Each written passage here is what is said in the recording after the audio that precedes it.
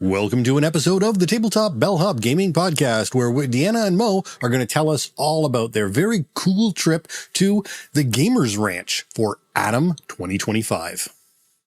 Yeah, we had such a great time at this get-together. I can't wait to tell you all about Atom, the awesome people we met, and of course, the games we played. Now, let's start off with some introductions. I'm our host, Sean Stevens, and with me are Moe and Dee. Hello, Deanna. Hello to all my fellow cardboard connoisseurs out there. And hi, Moe. Thanks, Sean. I am Moe Tuzano, the Tabletop Bellhop, your cardboard concierge, helping you make your game nights better and letting you know all about the gaming destinations you may not know exist. Well, we record this broadcast live on Twitch at twitch.tv/tabletopbellhop, and we love it when people take part and join us in the lobby, our chat room. We usually record the show Wednesday nights, but if you follow at Tabletop Bellhop on the socials, you'll get up-to-date info. Yeah, we're hoping to be a little more steady now that all of our gaming escapades and adventures at the start of the year are done. We've got nothing big coming up until June for our Origins Game Fair, so we should be more regular. So you can check for us Wednesdays, but yeah, follow us on social or subscribe to our newsletter. That's another great way to know when we are going live. Now, this episode and all our episodes exist thanks in part to our awesome Patreon patrons, as well as our sponsor, Grand Gamers Guild. You can find detailed show notes for this episode over at tabletopbellhop.com/episode 268. That's 268. Links that you find in the show notes or wherever you're listening to this may be affiliate links, which cost nothing for you to use, but help to support the show. Well, now that you two are back from Breakout Con and have gotten at least a couple of nights' sleep, myself and the fans want to know, how was Atom? And is the Gamers Ranch as cool as it sounds? So Atom was awesome, like really, really awesome. It was fantastic. One of the best gaming experiences I've had in my life. And the Gamers Ranch is a wonderland. Like it's amazing. It is Disneyland for gamers. And we'll get to why in a bit. But we're going to start off with the reason we were at the ranch, and that was Atom 2025. Now, Atom stands for the Agora of Tabletop Opinionated Minds.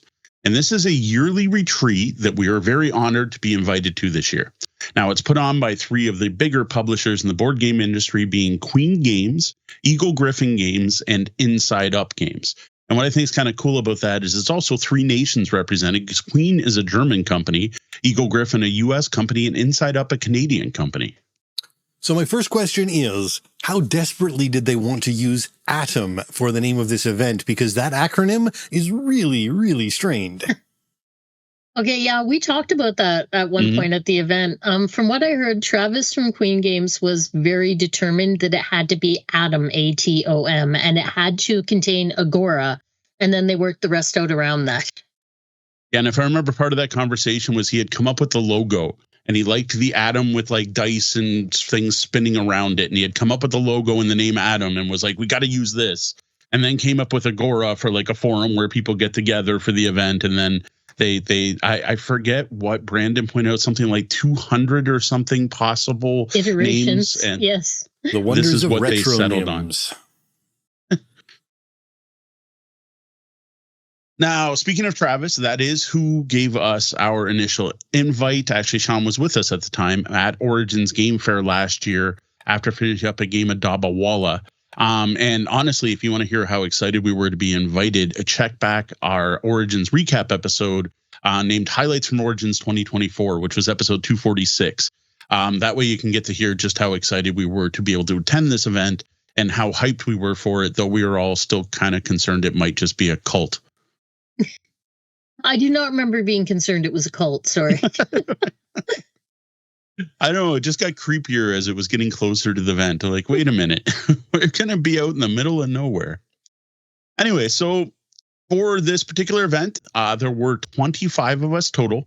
Every single person I met was awesome. The entire group got along great, and I managed to play at least one game with everyone at least once, I think. I didn't make a checklist. I didn't actually note it all down, but I'm pretty sure I sat down with the table with each person there at least once. Yeah, I didn't track that. I'm not sure. I don't think I played a game with Ian from Queen Games. There you go. I know I definitely did. So for this particular event, our hosts were Randall Lloyd and Jason Grant. They were there representing Eagle Griffin. Travis Reynolds and Ian Hissel from Queen Games. Connor McGooey and Brandon Knoll from Inside Up Games. And they actually brought along with them game designer Pete Wiesinger as well. And Brandon, you would also know from Blue Peg, Pink Peg. Yes, or older, the Brawling Brothers. I know Brandon going back to his original podcasting where they were brawling and gaming and sausage fingering.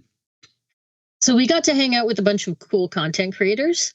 Western Gardner from Arcane Anthems, Corey Clark of Blue Falcon Board Gaming, Scott Michael, a.k.a. the Board Gaming Bud, Alex Radcliffe from Board Game Co., who is also the Chief Marketing Officer over at GameFound, Tim Reel of Nerd Incorrect and Codenames Online, Matt Warmbier and Bubba Stallcup from Love Thy Nerd, Laura Dunn from Obsessed with Board Games, Ryan Schoon of Man vs. Meeple, who also reps Japanime Games, Mike Hughes from One Bookcase, Meg Oak, who is better known as Professor Meg, Will Keeler from Roll for Crit, Adam Butner and Stephen Arthur from Tabletop Vibes, though Stephen Arthur is also Nashville board game guy, Tara Norika from Tara's Bad Luck Club, and last but not least, Dan Patras from the Geek All-Stars.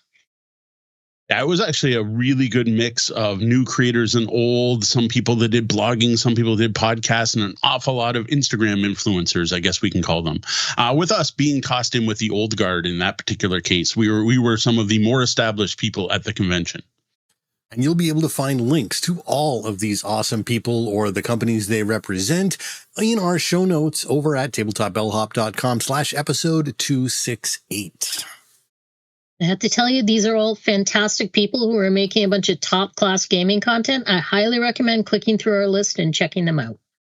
Yeah, we actually got a very cool media pamphlet before the event started, and it had everyone's picture of their face, their logo, and a QR code.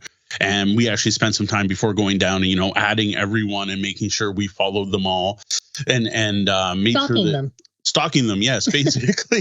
There, Deanna's willing to admit it. Yeah, checking out who we were going to end up hanging out with. Part of that too was like trying to arrange our ride in and some other things, and it was pretty cool because the host also created a Discord specifically for the event, and I guess it's been up for every previous event as well. But it was just set up so the new people could get in and kind of meet with each other and plan things. So that was a pretty cool way to kind of get to know people even before we showed up. All right, well, let's get a little bit of an overview. Like, how long was Adam? How long were you guys there for? What was the deets? So this is a 5-day long event, but really a 3-day thing. So like the first day is reserved for Arrival Day, when everyone's flying into St. Louis or driving through and then driving the almost 2 hours to the actual Gamers Ranch. And then the last day was very much, they warned us it was going to be departure day, but like by the time I got up, I wouldn't say half the people, but probably more than half the people were already gone. And by noon, we were all out. So despite it being like 5 full days, there was only the 3 days in between that were really scheduled events and things going on. Now, those 3 days all started with breakfast, then a scheduled game session where we were expected to play games from the sponsoring publishers, which just makes sense. Then everyone was on their own for lunch. And then there was a second game session, again, playing games by the sponsors. Then there was a big group dinner where everyone ate together. But then everything else, all the time before, after, in between the scheduled events, and when people weren't eating, we could literally do whatever the heck we wanted to do. Which, now, I mean, there's a lot to do there. There's pinball games, and you can go hiking and whatever. It's we'll get into it more later. It's a big, beautiful spot.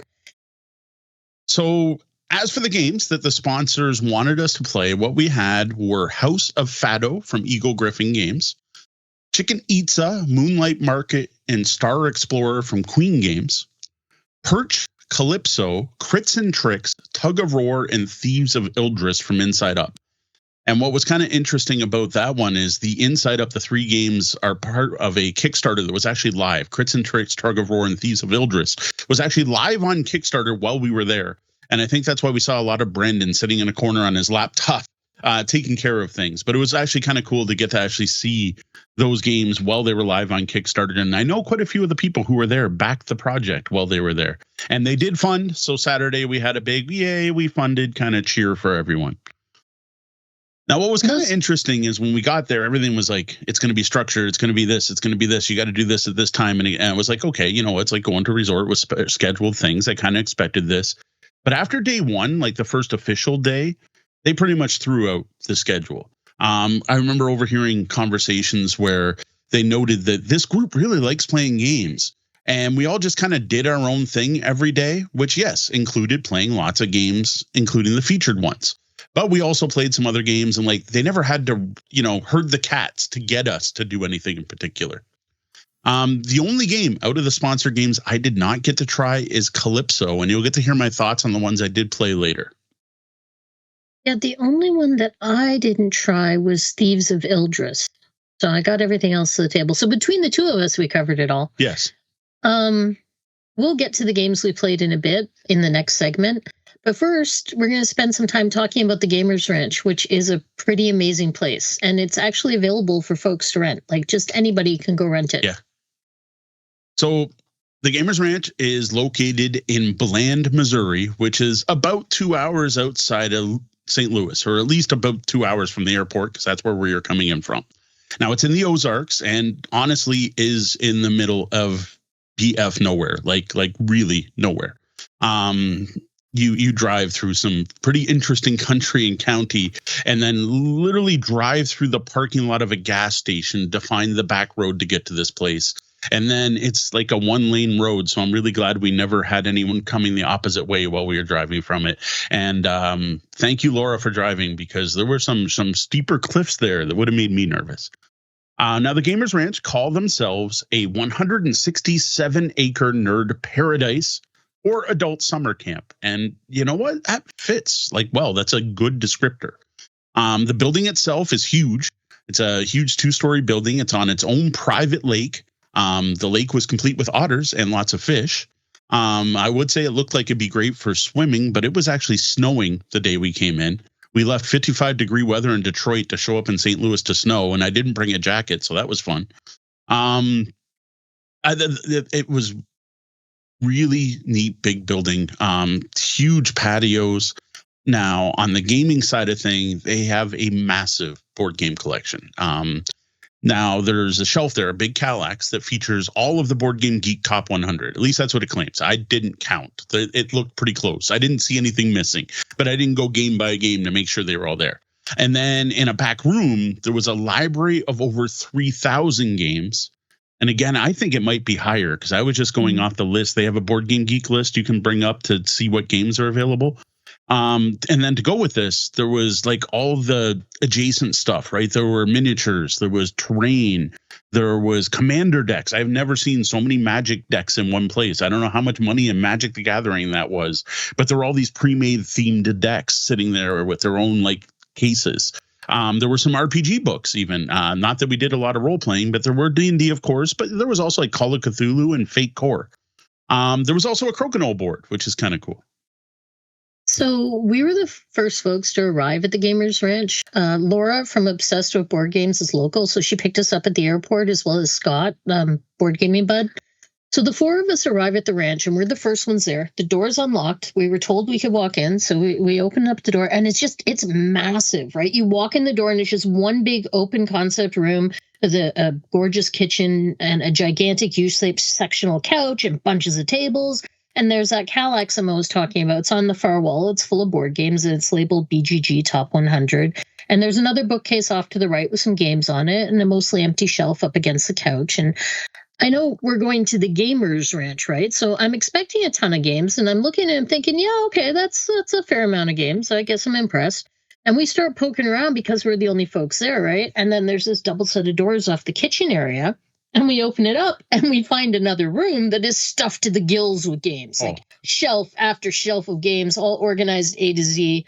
Mo took a video that I think he's posted on socials. There was tons more gaming tables, and just like there were so many games. All four of us were just dumbstruck. We were walking up and down the shelves going, oh man, this one, I love this one. Oh, they have this. I've always wanted to play this. And just It was wild. Like there was aisles of games.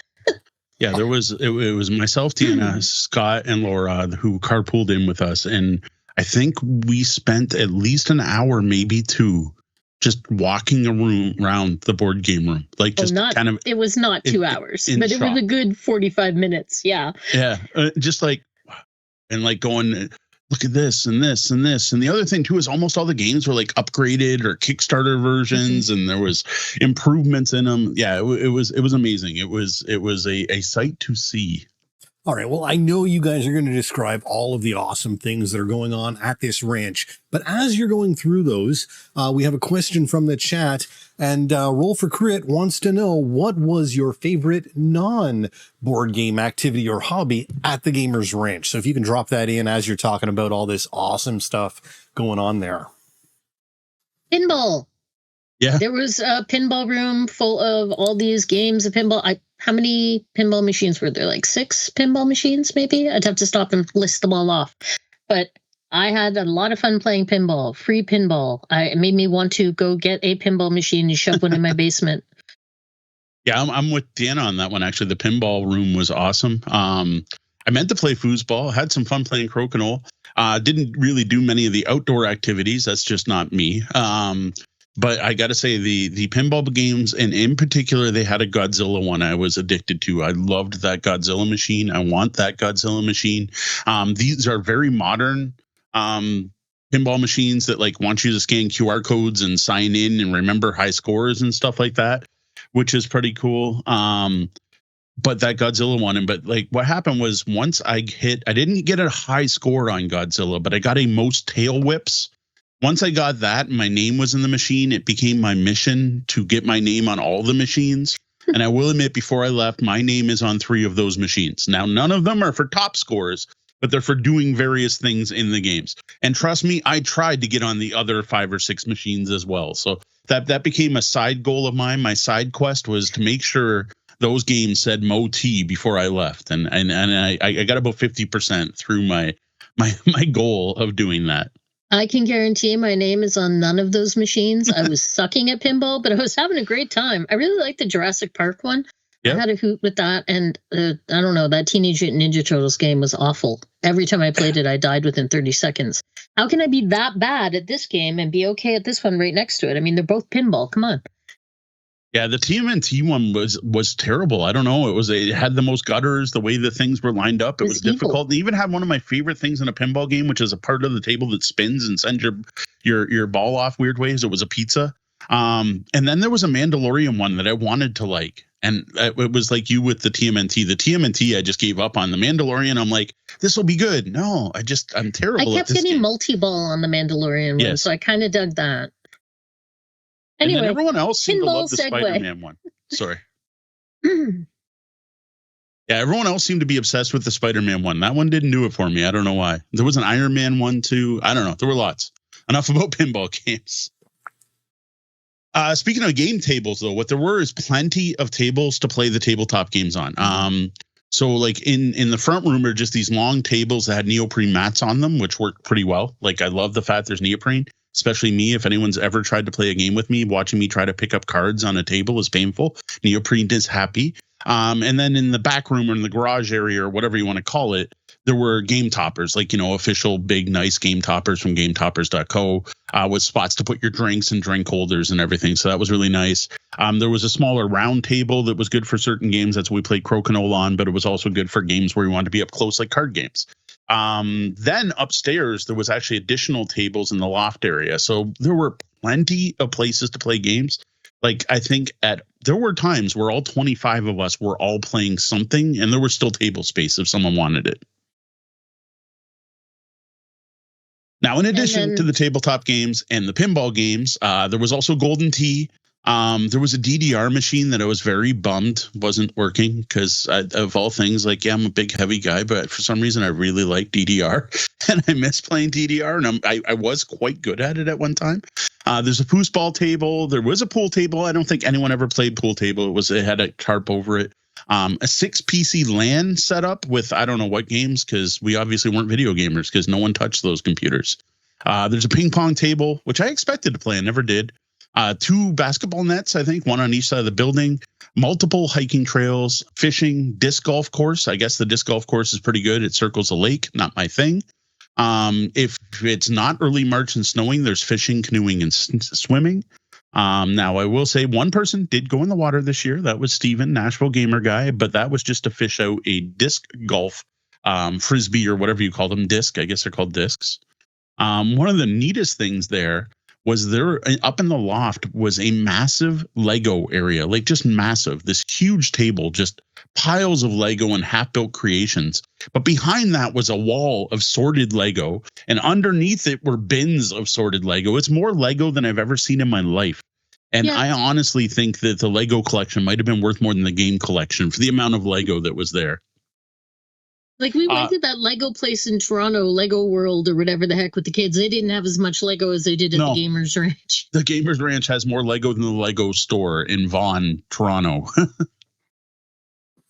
There was a nice miniature painting area set up with all kinds of paints, nicely sorted on trays and racks. And there was all kinds of brushes and miniatures just sitting out. And I was amused because a lot of the miniatures were from board games. And I'm wondering if they're like from the copies that were in the other room. I wasn't sure about that.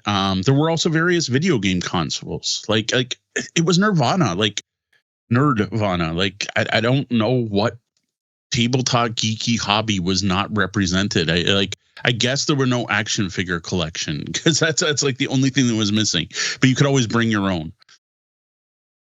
Oh, and then of course there's a full karaoke setup too, which includes 4 Link TVs. You could also use the TVs for other things, as we did. And yes, there was a night where one of the hosts insisted on doing karaoke. Yeah, that was fun. I mean, we just all sat around and sang, and everybody was very oh heck, I don't know how to say it. They just welcoming, nice. Like everybody was singing along together and filling in the places when people got stuck, and it was just very friendly karaoke. I've been to I went to karaoke one time in Windsor where people were like mean and competitive and got angry if you sang their song, and it made me never want to go again. So this was happy, friendly karaoke. Mo got up there and did some kind of weird interpretive dance version, channeling William Shatner for White Rabbit. I don't know what was going on there. I don't know. It was one of those. I actually did not take a part in that from the beginning. I was in the back room talking to Ian from Queen Games about some stuff, and I came out and I'm like, okay, these people are bad enough that I don't feel bad singing, so I decided to go for it. That's terrible to say. Some of the people were really good. It was a mixed bag. It was a mixed bag, but okay, it was bad. I don't know. It was bad enough. I didn't feel out of place with I can't sing, so. Everyone was having a good time. Yes. That's it. That's all that matters. And the Loft Boys were very kind to let us stay up late and make noise. Yes. Speaking of sleeping, there were 8 bedrooms, individual, like separate bedrooms, plus 4 beds that are on the loft area. You can tell they used to be bunk beds and they spread them out. Now these range in size from full to king beds. And there are a total of 7 full bathrooms, each with a shower, which I thought was actually rather impressive and nice. With the bowel problems I have, it was nice to not have to worry. There is a world-class kitchen as well as an outdoor meat smoker as well, but no provided food. All right, well, this rolls into another question from the chat room. Charlie Brown Windsor asks, did they have food and did you take pictures? Well, I think everyone who knows you knows that there are pictures. And if you follow various socials, they were there and more will flow out over the time. But so what was there to eat then if there was nothing provided? Well, so the first night they had it catered for some famous St. Louis barbecue place, and I got to say it was good. There was way too much food and way too much variety. They had basically every, like if you wanted pulled pork or if you wanted pork belly, if you wanted ribs, like it was all there, and cornbread and all this, all the seasonings and 8 different barbecue sauces and stuff. And that was good. I apologize I didn't catch the name of who that was from. But what they did do is everyone brought in tons of groceries. They set this up on the Discord if anyone had any special requests ahead of time, and they just brought in a ton of stuff. There were bagels and cream cheese and fruit and lunch meat and eggs, lots of eggs and all kinds of things for all kinds of food. Now, what they did do is dinner was provided each night, most of which used the smoker. So we had so we had smash burgers one night, and whoever was in charge of buying the buns thought smash burgers were sliders and got the two confused. So we had smash burgers on the smallest buns ever. Those were made on the barbecue. That was really good. They did do a night of smoking meats, and there was this amazing brisket, and there was some pork belly. Deanna might remember better exactly what they served on all the different meals. For some reason, I'm drawing a blank on some of this. One night, Professor Meg made us like Hawaiian pork sliders. Right. That was really good. I cannot think of something I would cook for 25 people. So, hats off. Connor made crepes for breakfast 2 days in a row because they were so good. We all voted that we wanted them again the next day. So, I mean, we ate. There was food. It was delicious. Yeah, good food. And honestly, I don't know if I took pictures. I might not have because we were too busy. Like it was a different type of event. I don't think I actually did take pictures, which is weird. But it's okay because most of it, except for the plate stuff that was brought in, it's not like you all can go order the food from these places and get it because it was made by people. The one night was Travis smoking. I know he was so happy with that smoker because it was like some high end thing that like had an app and he could like maintain the perfect temperature. And he's like, "This is the best I've ever made."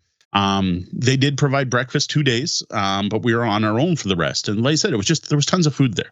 Like you just helped yourself to whatever you wanted. And there was plenty for everyone and tons of leftovers at the end of it. Now, one thing this is it is help yourself, right? So anyone going to the Gamers Ranch, don't expect a resort. This is not a place where, there's a bartender behind a bar and there's a kitchen staff that's going to help you out make food for you. No, this is just a venue. Right? It's like a bread and breakfast. You rent the space, then it's up to you what to bring. And in this case, we had very generous hosts that brought a ton of stuff. And then other people also brought in special things. Some people brought local cheese. There was lots of Kentucky bourbon. Some people did bring in some beers. We did bring some beers. We should have brought more beers. Next time we know, if we ever have a chance to go back, we'll bring many more beers so we can share with everyone. And it was, like I said, it was an interesting, fun experience with lots of food. But the food was good. But we were there to play games. Like the food didn't overshadow the games, and I'm glad because it was just when you were hungry, you ate. So I want to emphasize that this is a place that anyone can go and rent. We met the owner, Dave, who seems like a great guy, and of course is a huge gamer himself. If it wasn't so far away, I would already be plotting some sort of excuse to rent this place and stuff it full of my 20 favorite gamers because it was just awesome. Yeah, and in addition to the place were the people, right? The people were awesome. We had a fantastic time interacting with both the publishers and the other content creators that were there. Like we had some great conversations. We got to talk shop. We just got to chill. Lots of conversations about what was your favorite game? What do you like this about this? What's your favorite trick taker? There was a lot of trick taking going on. Lots of talk about trick taking. I don't know if that was only because Pete was there or just everyone's into trick takers right now. We just got to chill and hang out with other gamers. Like I always talk about Origins feeling like going home. Well, it's never going to compare to this. Like this was just a bunch of excited gamers who love talking about the hobby, put them in a room together and let them talk about the hobby. Like it was just awesome. Yeah. And it was really cool to get to hang out with the same people for 5 days and really get to know each other. It was easily one of the best trips of my life. We played games pretty much nonstop. I played so much pinball. I went for a nice hike on the lovely grounds. It was just freaking awesome. Yeah, I got to say, like, we didn't know many of the people attending when we went. Actually, it was very few. Mainly, I knew the publishers, not the other content creators, really. I know of Dan's work mainly. But when we got there, it was like, I don't know who these people are. But, like, by the time we left, I felt that everyone was my friend. Like, I felt like I want to interact with these people more. These people got me. I got them. Like there was such a sense of camaraderie by the end of it that like it's just you don't usually get a chance to spend 5 days with anyone, right? Like it's spending 5 days you really get to know people. Well, I hope that gives everyone a good idea of what Adam is, where it was held, and honestly, like go check out the Gamers Ranch. Like Deanna said, it's quite far away, but like. If I can find 20, maybe even 15 people who are interested, someone willing to drive maybe next time, I would love to head back there sometime. I'm looking forward to, apparently in the future, they may invite back some past participants and mix up the groups. And I can't wait to hopefully get that invite again. Now, up next, we are going to move on to some of the games we played and other great experiences we had at Adam. But up first, a message from our sponsor, Grand Gamers Guild. Okay, guys, hold on to your hats. Deanna and Moe is back. You can pre-order the new improved printing direct from Grand Gamers Guild right now. You can also pick up the new Blessings and Burdens expansion, and you can also grab the new Tir na Nog themed escape room game. So Tir na Nog, if you haven't watched our review or listened to it, you should, is a mathy, puzzly game set in the Celtic otherworld, the realm of the Fae. You draft cards by placing storytellers, little wooden chips, out onto the grid, drafting the cards next to it, trying to fulfill your personal destiny, your gesh. This is a game we called out as one of the best fantasy games ever, and it was actually on our top new to us 2024 games list. The Blessings and Burdens expansion includes 5 new ways to play that can be mixed and matched. There's new Gesh cards, a way to score the cards you chose not to play, new in-game powers awarded for collecting sets of the same color, new in-game goals, and fan-requested rules for playing with everyone having different Gesh cards. Okay, I can't wait to get my hands on that expansion content. That sounds so cool. All right, and there's also the new escape game, which is called Journey to Tir na Nog, and it follows the same 18-card format as the Holiday Hijinks series that we have raved on about in the past. Now, all this is up for pre-order right now at the Grand Gamers Guild website, which is easy to find, which is awesome because, you know, they're our sponsor. We got a special offer for all of you. Use code BELLHOP, BELLHOP, anytime you shop at Grand Gamers Guild to save 10%. Welcome to the second half of our coverage of Atom 2025, held at the Awesome Gamers Ranch in Bland, Missouri.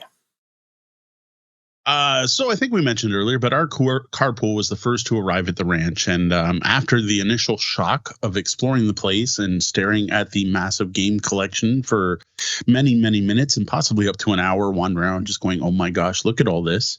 I offered to teach the group in our car crokinole, because I'm a good Canadian and I wanted to show off our national game. I guess it'd be our provincial game. And showed that off to the Americans.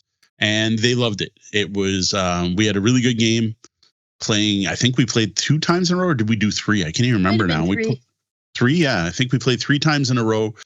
Scott really picked it up quickly. Deanna even played, which I got Deanna to play a dexterity game, so that was a win for the weekend.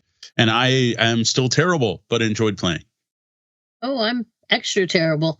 I'm pretty sure Laura already knew how to play. Like, she showed me photos of her gorgeous custom board that had her logo for her channel, Obsessed with Board Games, on it. And I am extremely jealous of her beautiful crokinole board. So I suspect she might have already known how to play. She got that from Brown Castle Games, which is the people who are always at Origins with the very beautiful boards. And we might be reaching out to them because we talked to her and found out which they did for her. So yeah, I got to say a Brown Castle crokinole board with a nice bellhop bell in the middle would be awesome. So crokinole was popular. And I thought she said she had the board but hadn't played or something. I thought there was something about her not knowing it as well. It's possible. I was just focused. Or she'd only played a couple times and couldn't remember the rules. Trying to keep the little discs on the table. So yes. I would argue that there is a difference between dexterity and flicking. They are related, but different categories of game. Okay. I'm not saying you like either of them. I'm not saying you like either of them. But but to be fair, Deanna started playing way better once she learned you didn't have to literally do like the thumb finger flick in crokinole. That is not a requirement. You can push. You can push your disc in crokinole. There's nothing against that in the rules. And she did much better once she started pushing her discs. Don't put any pressure on me. I'll have to see how much I can bottom out next time. All right, so the question is, and they're pointing out in the lobby that you played with some other people as well. Yes. How did the Canadians do overall in the crokinole? To be fair, I have no idea. Like, maybe I logged those plays in Board Game Geek to see who won, but like, I think we played girls versus boys, and I don't remember who won. Yeah, so like, Laura and I were a team. All right, fine. And so you mixed up the nations. There we go. That's a good answer. Yeah, that's true. The one game we did play girls when we were playing 4-player, we did play girls versus boys. And yes, throughout the weekend, I did teach Crokinole, I think a grand total of 4 times to different groups of gamers, which was pretty awesome. And again, I think everyone enjoyed it. So both got in the center in the final round. Ooh, yeah. Tense. Yeah, we had some, there were some tight games. I improved over the weekend, but I got to say that was not the best table I've ever played on. So it is better than the one I personally own. So I can't complain too much. Yeah, you got a hardware store special. This was my hardware definitely store, a step my above Canadian that. Tire double-sided board with a checkerboard on the other side is not a high-quality piece of Crokinole paraphernalia. I don't know, machinery, whatever. Next, I grabbed another dexterity game because, Deanna was there and I knew she'd love it. Actually, I just wanted to show off Go Cuckoo because our room was up in the loft, but it was an actual room in the back because we needed plugs for our sleep machines. Plus, I think we were the only couple there. So that was cool that they put us in a room.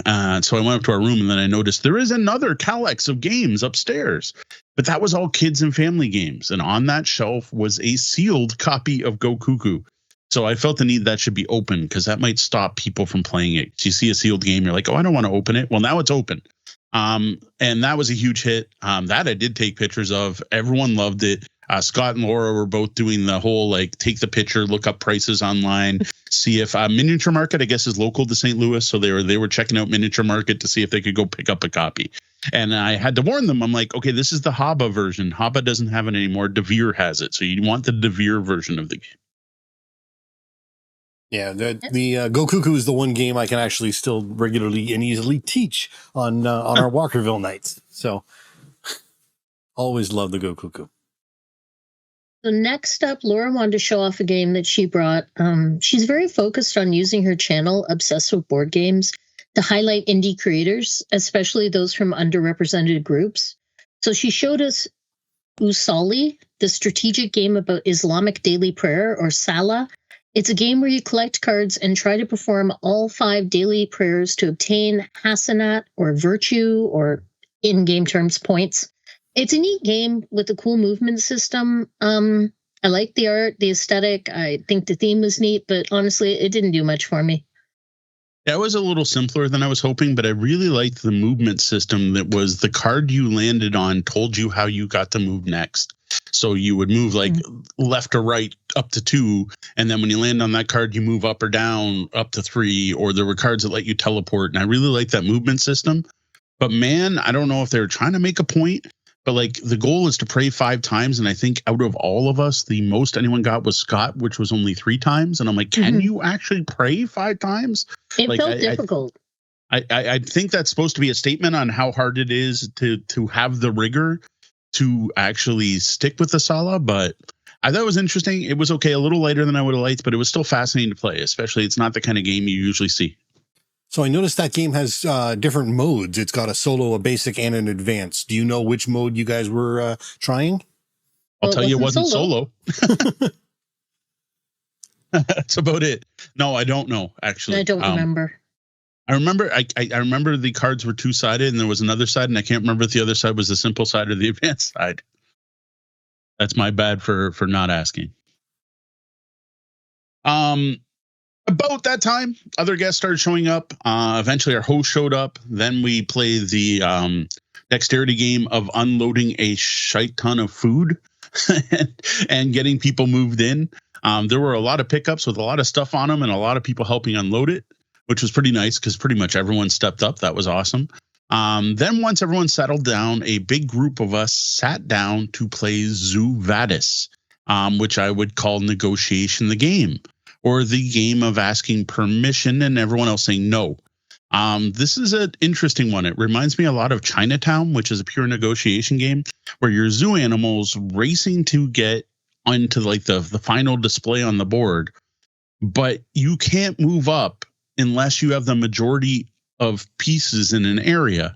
And if you don't have the majority, you have to ask everyone else's permission and get 51% to say, yes, you can move up. Mm-hmm. And you do that through offering them coins or letting them use your powers, or I don't know. It didn't work very well. You have special abilities. You can't use your own special abilities, but you can grant them to other people. That's basically the gist of it. I don't know.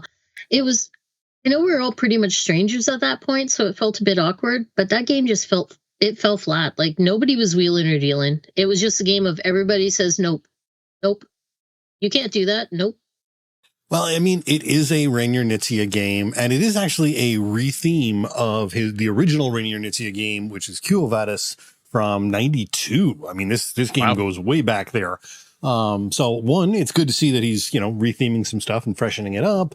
But yeah, it is. I mean, the game is definitely a bit of a slog. A lot of people have made that comment about the game. I think you have to have a group familiar not only with the game but with each other to really make that game sing, I think. Yeah, I could just, like I said, this was the first night, right? We're trying to remember everyone's names at this point and what channels they represent and who they are. And like I said, it was the big game of nope. Can I go forward? Nope. What if I give you this? Nope. What if I give you this too? Nope. How about you give me everything? Well, no. Like that was pretty much the game. We did get through it. I think I won even. I know I was the first one to get a guide to the end. Don't remember. Anyway, after that game and some fun in the pinball room, we sat down with Corey from Blue Falcon Gaming, who actually taught us a game he is currently playtesting. It's something he designed, Hen House Heist, which is still being developed. Now, this is a solid bidding game about collecting chickens and chicks by placing your foxes into various hen houses that were numbered. Everyone has the same set of foxes with different numbers on them. And then each house has 4 bidding spots, and you place your chits once at a time. And you can place more than one in the same house, and then they add up. You're going to reveal, and the player with the highest total got to draft the chicks. There were some hounds that moved randomly. There were hen houses that didn't get rated, got more eggs. It was a solid game. It was well done. It was well developed. I did like the auction system. Especially when you didn't know, like if someone put one chit in, are they putting a 1 or a 4? There were some interesting decision points. Yeah, it was a totally enjoyable kids or family weight game. It was really neat being able to discuss with Corey the way he's changed the game or is thinking of changing it.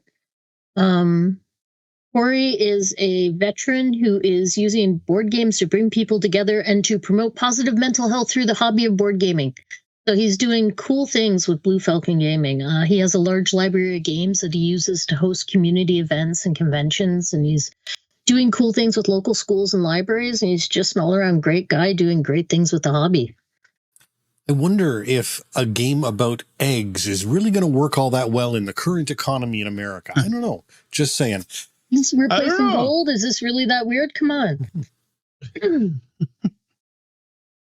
Now to end out, the first night, again, this wasn't the first official night. This was a rival day, right? I taught a 10-player game of This Game is Killer, which I got to say, teaching this game to a group of 9 gamers is very different than teaching it to a group of university students at Walkerville Brewery. Everyone just got it. Like I didn't have to explain things. Everyone totally got the concept of one card is where you are and the other card's your action. We didn't have anyone mess that up. So I thought that was kind of amusing, just to feel the contrast between teaching a gamer game to gamers versus teaching it to people who aren't familiar with a lot of modern mechanics. I taught the game. We had a good game. I was eliminated very quickly. It happens. Then I actually gave up my spot and let the group keep playing and did some other things. So it was kind of cool to see the group continue to play even after I taught the game. Yeah, it's true. That is amusing. Gamers picked it up like that. It was like a 30-second teach. Yes. It was also funny because the same group of 4 of us survived each time. And what is a fairly random game? This is not because we are the superior gamers here. So clearly we are fated to be spared when trapped with an alien on a spaceship. It's good to know.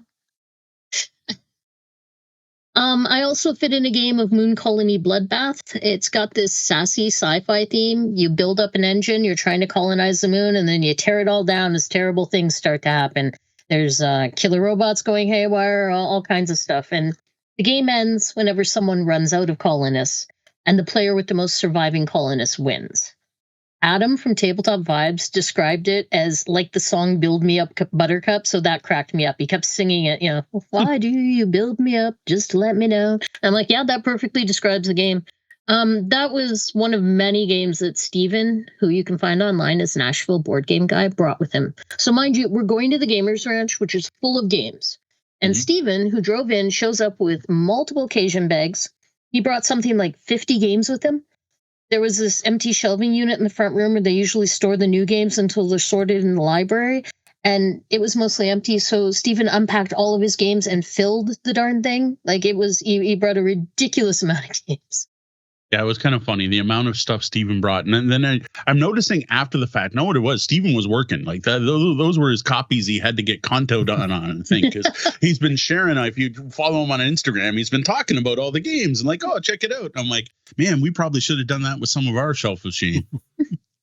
So Moon Colony Bloodbath, interesting looking game. And that is from the designer of Dominion, for those interested. That's actually one of his newest games.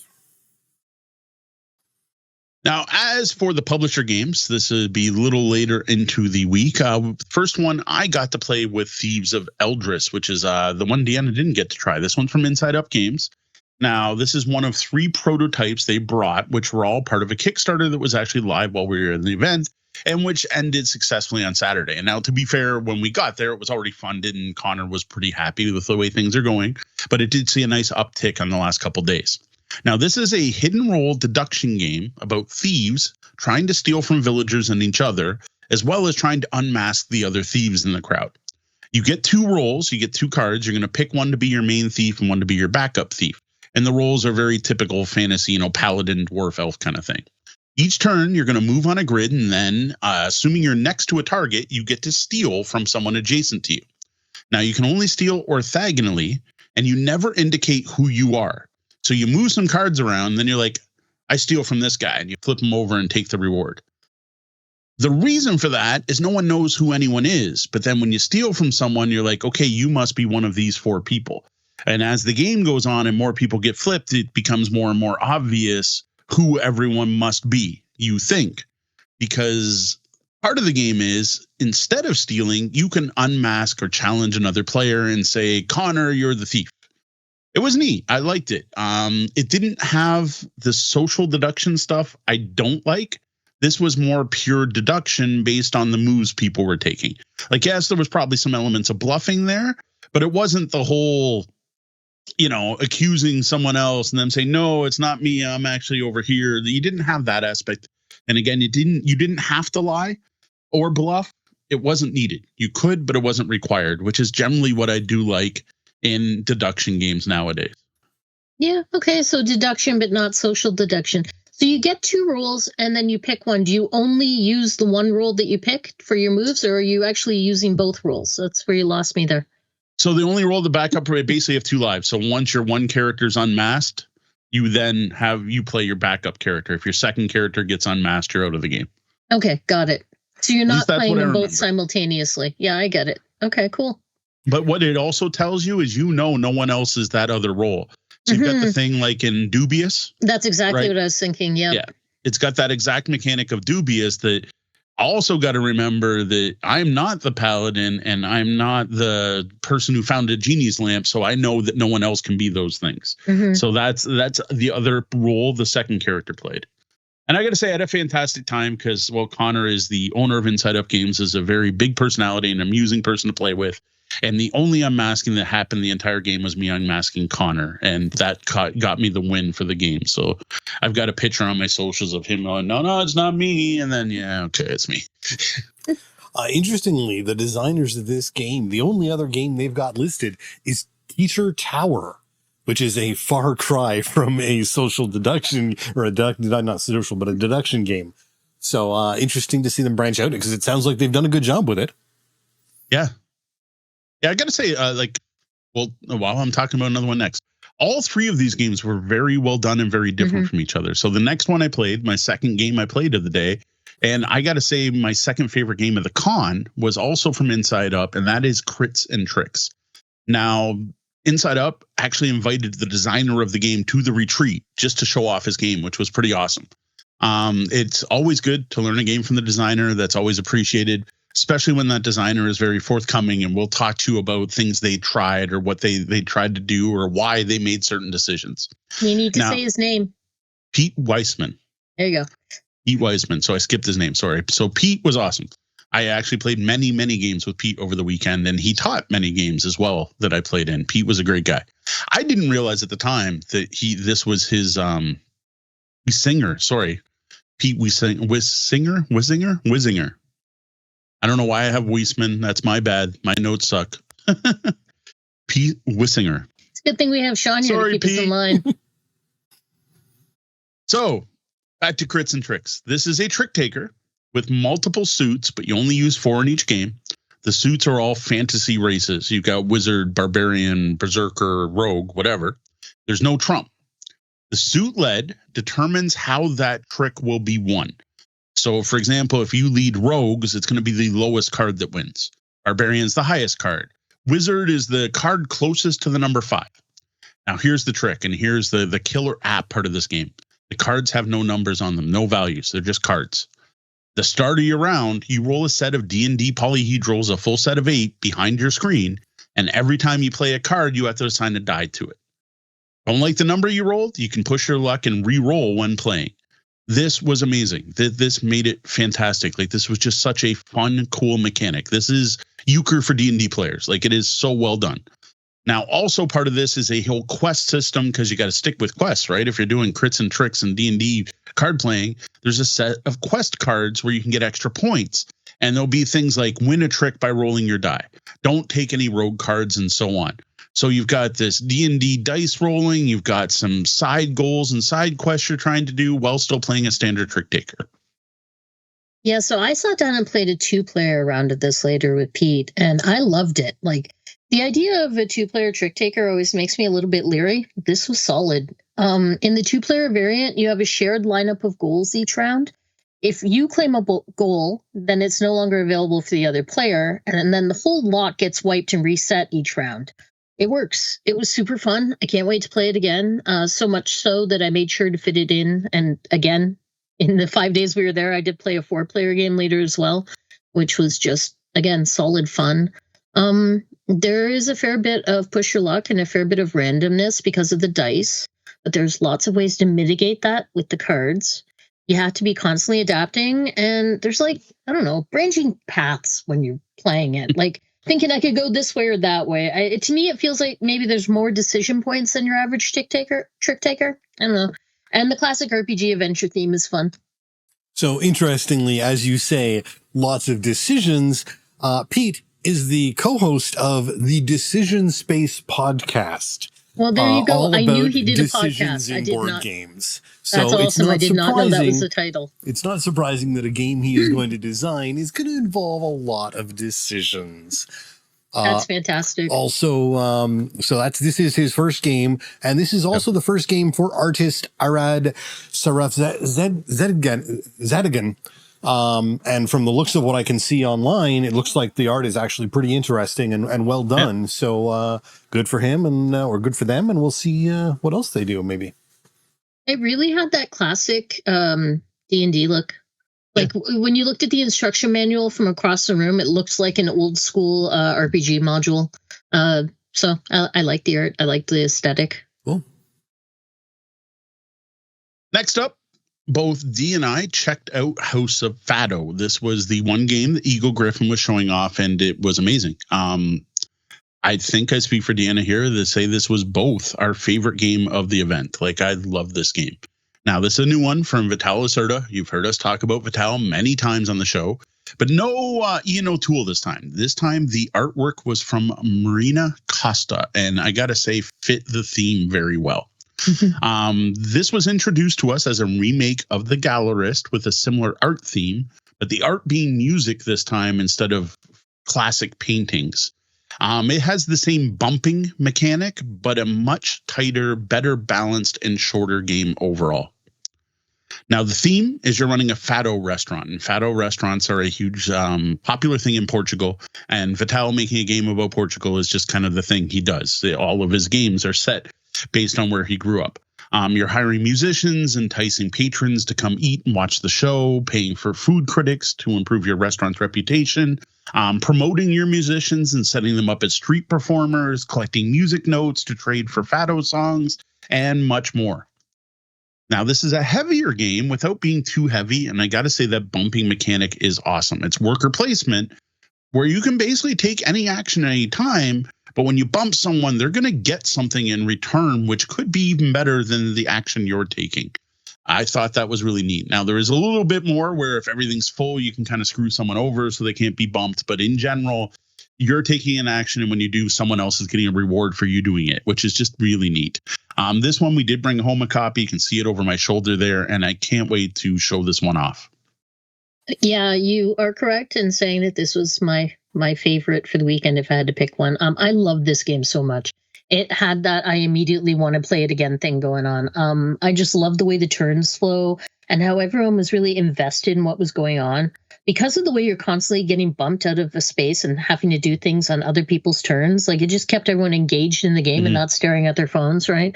And the turns in general are also just, they're quick and you're watching. You're interested to see what spots other people pick. You're getting bumped. You need to do things. And just everyone's actively involved in the game, and the turns just flowed. It just had great flow. Yeah, interestingly, this actually isn't exclusively a Vital Lacerda game. He worked with another Portuguese designer, and I am gonna butcher this, but João Quintela Martins, who actually has like 3 different nominees as Best Portuguese Designer. Okay. So yes, thank you. I actually knew that, Sean, and I forgot. So thanks for mentioning that. Good call out. Next, I visited with Ian and Travis from Queen to see what they had to offer. Now, similar to Inside Up, Queen was showing off a new 3-game collection, which they're calling their Friends and Family series. So it's a new box size, a new way to market games from Queen. These are smaller box games with lower price points and somewhat simpler gameplay. We talked about on the past episode why you're starting to see smaller boxes with lower price points, but we're not going to get into details here. Obviously, Queen is also following that trend. Now, I do say somewhat simpler games because these aren't what I would call family weight games. Like, they've all got some meat on them. They're just simpler than, say, the Steffenfeld City Collection or some of the bigger stuff from Queen games. Now, one of the games in the series is a new edition of Alhambra. It's a new Alhambra small box edition, but it not only has Alhambra, the base game in it, it actually has the best of the best from all the expansions over the years. Now, they weren't showing this one off, but we did get to bring a copy home. So I am actually looking forward to diving into that. And I actually replaced my copy of Alhambra already in anticipation of having this. Because I played Alhambra many times and I like it, but I've never tried any of the expansions. So I'm looking forward to exploring the additional content that's in the new smaller box. Now, the game I did play first out of this series was Moonlight Market. This is a push your luck area majority set collection game about building necklaces out of jewels, where you get a set of bidding cards and everyone has the exact same set, and you're placing them next to like little markets to bid for sets of jewels on those markets. Now, it's an open bid, so everyone sees what you're bidding and you're bidding in player order, but if you get outbid, you get a little point token, but then you get to take your card back and it continues around the table, and then you can place it with another set. And that could bump someone else. And no matter what, it's going to end up that someone's going to get forced to take everything. So everything goes every round. You then collect the jewels you collected from your bids and then add them to your growing necklaces. But you have to be careful, because if you ever get more than 4 jewels on the same type, that necklace breaks and you got to start back over. Then once everyone's broken everything, you score majorities. It's whoever has the most reds, whoever has the most greens, whoever has the most blues for each necklace type gets the most points. And then second most, third most. So there's a lot of stuff going on. Like I said, not quite family weight, or like the gamer families definitely would probably enjoy it. It was quick to learn and play, but I liked the amount of meat here. Like there was a neat combination of strategy and tactics. And this is another one that I think our friends and family are going to enjoy. Yeah, this was neat, and there's more going on here than you'd think at first glance. I like how you're reserving 1 bid token each round, and those plus 1 surprise end up being your available bids for the last round. I also like the way you're trying to force people to get that 5th gem in the same color to break their necklace, and how likewise you're trying not to break your own necklace and to keep that big juicy point stream in play. But you only score for how you rank, so really having a bunch of green gems on a necklace, unless it adds up to a bigger number ranking versus other folks, doesn't matter, right? So it's a lot to keep track of, and you definitely need to constantly be keeping an eye on other people's boards. It's neat. Now, if I had never heard Moe and D talk about this game, if this was the first time I'd ever seen the Board Game Geek page for this game, I would say, well, Moe and Dee are going to love this game despite its lightweight. It's rated only a 1.67, but the designer is Dirk Henn, who is the designer of Alhambra, Wallenstein, Shogun, and some of Moe's favorite games of all time. So I can't say I'm surprised to hear the excitement in your voice about this game. I think the big thing for me is I didn't realize it was a Dirk Henn game at the time. I just saw it was that jewelry game that the other group played earlier, and it looked kind of neat. And I sat down to try it, and I was like, well, this will be pretty simple. And then I'm like, oh, this is not just pretty simple. Yep. And that bidding auction I really liked. Like, I know, Sean, you're kind of adverse to bidding, but I think you'd like this particular mechanic. And especially that screw your neighbor. You're like, oh, you played a 9 there? Well, I still got my 10 bumped. And then the 9's like, well, screw you, Mr. 8. I'm going to bump you. And then the 8's like, well, screw you, Mr. 3. And then Mr. 3's like, well, screw you, Mr. 1. You're left with this, the necklace that already has 4 of one color on it. All right. Up next for me, Pete took a group of us aside, people who seem to really dig crits and tricks, and talked about trick-taking games. And Pete is obsessed with trick-taking. He's trying to like play through every trick-taking game ever made. And he wanted to show off his main inspiration for crits and tricks, which is Nosoko dice, or Nokosu dice. This is a trick-taker from Japan that I guess is super hard to find. I didn't realize how big a deal it was that Pete even had a copy at the event, but our local trick-taking fanatic, Jeff, was flipping out when he learned that I actually got to play this game. He's made his own copy out of like a whist deck and some dice or something. Now, this is another trick-taker that uses dice, but it's just standard D6 dice. The D6 dice are like 1 to 6. Like, there's nothing special about them. They're just D6s, and they come in the 5 colors that match the 5 suits in the game. Cards are numbered 0 to 7, and of course the dice are 1 to 6. Well, at the start of the round, you're going to draft D6 dice, and they just work like cards. So if you have a 3 on a yellow die, it counts as a 3 of yellow. It's a 3 yellow card. They work just like the cards in your hand. Now, interestingly, there's going to be 1 die left after everyone drafts. That sets trump. What kept breaking everyone is trump was both the color as the die as well as the number on it. So like a red 3 die would make red trump, but it would also make every 3 trump. When those were trump, they're no longer their original colors. So that's like the most complicated part of the game. So like a red 3 would be the highest card in that set. Then any other 3 would be next, and then the highest red card, and so on. Now, also using the dice, and here's where Sean's going to fall apart and be like, not interested, is you play your entire hand except for 1 of your own dice. That leftover die becomes your bid for the round. Now, you only score if you hit your bid, and the points awarded are based on how many people hit the bid that round. That's the only points. All the rest doesn't matter. Did you hit your bid or not? Now, there is also a way to forfeit a die and say, I'm going to shoot the moon and take no tricks. That scored even more than winning tricks. This is honestly the most thinky trick-taking game I've ever played. This was brain-burny. We kept screwing up the stupid numbers for tricks. Like, having to remember trump means it's no longer its original color. That 3 of green is now a 3 of red. It's now a 3 trump, not a green anymore. But other than that, once that started to sink in after I think it was the 3rd round, I loved it. This was really good, like really good. And I was bummed to find out from Jeff that this game's impossible to find, because I would like to seek out a copy. Yeah. So while we were, sorry, Sean, go ahead. Yeah. So this came out originally in 2016 in Japan, and there were 2 versions released in Japan before the 2023 English-Japanese version, which was the first and apparently only actual English version, was released. And talking about how hard it is, and this game has been out for 2016, so the numbers on BGG have settled into their final form. It's rated a 2.2 weight, which for a trick taker is heavy. Most trick takers are going to be like maybe 1.7 on the higher side, but 2.2 is a pretty heavyweight trick taker.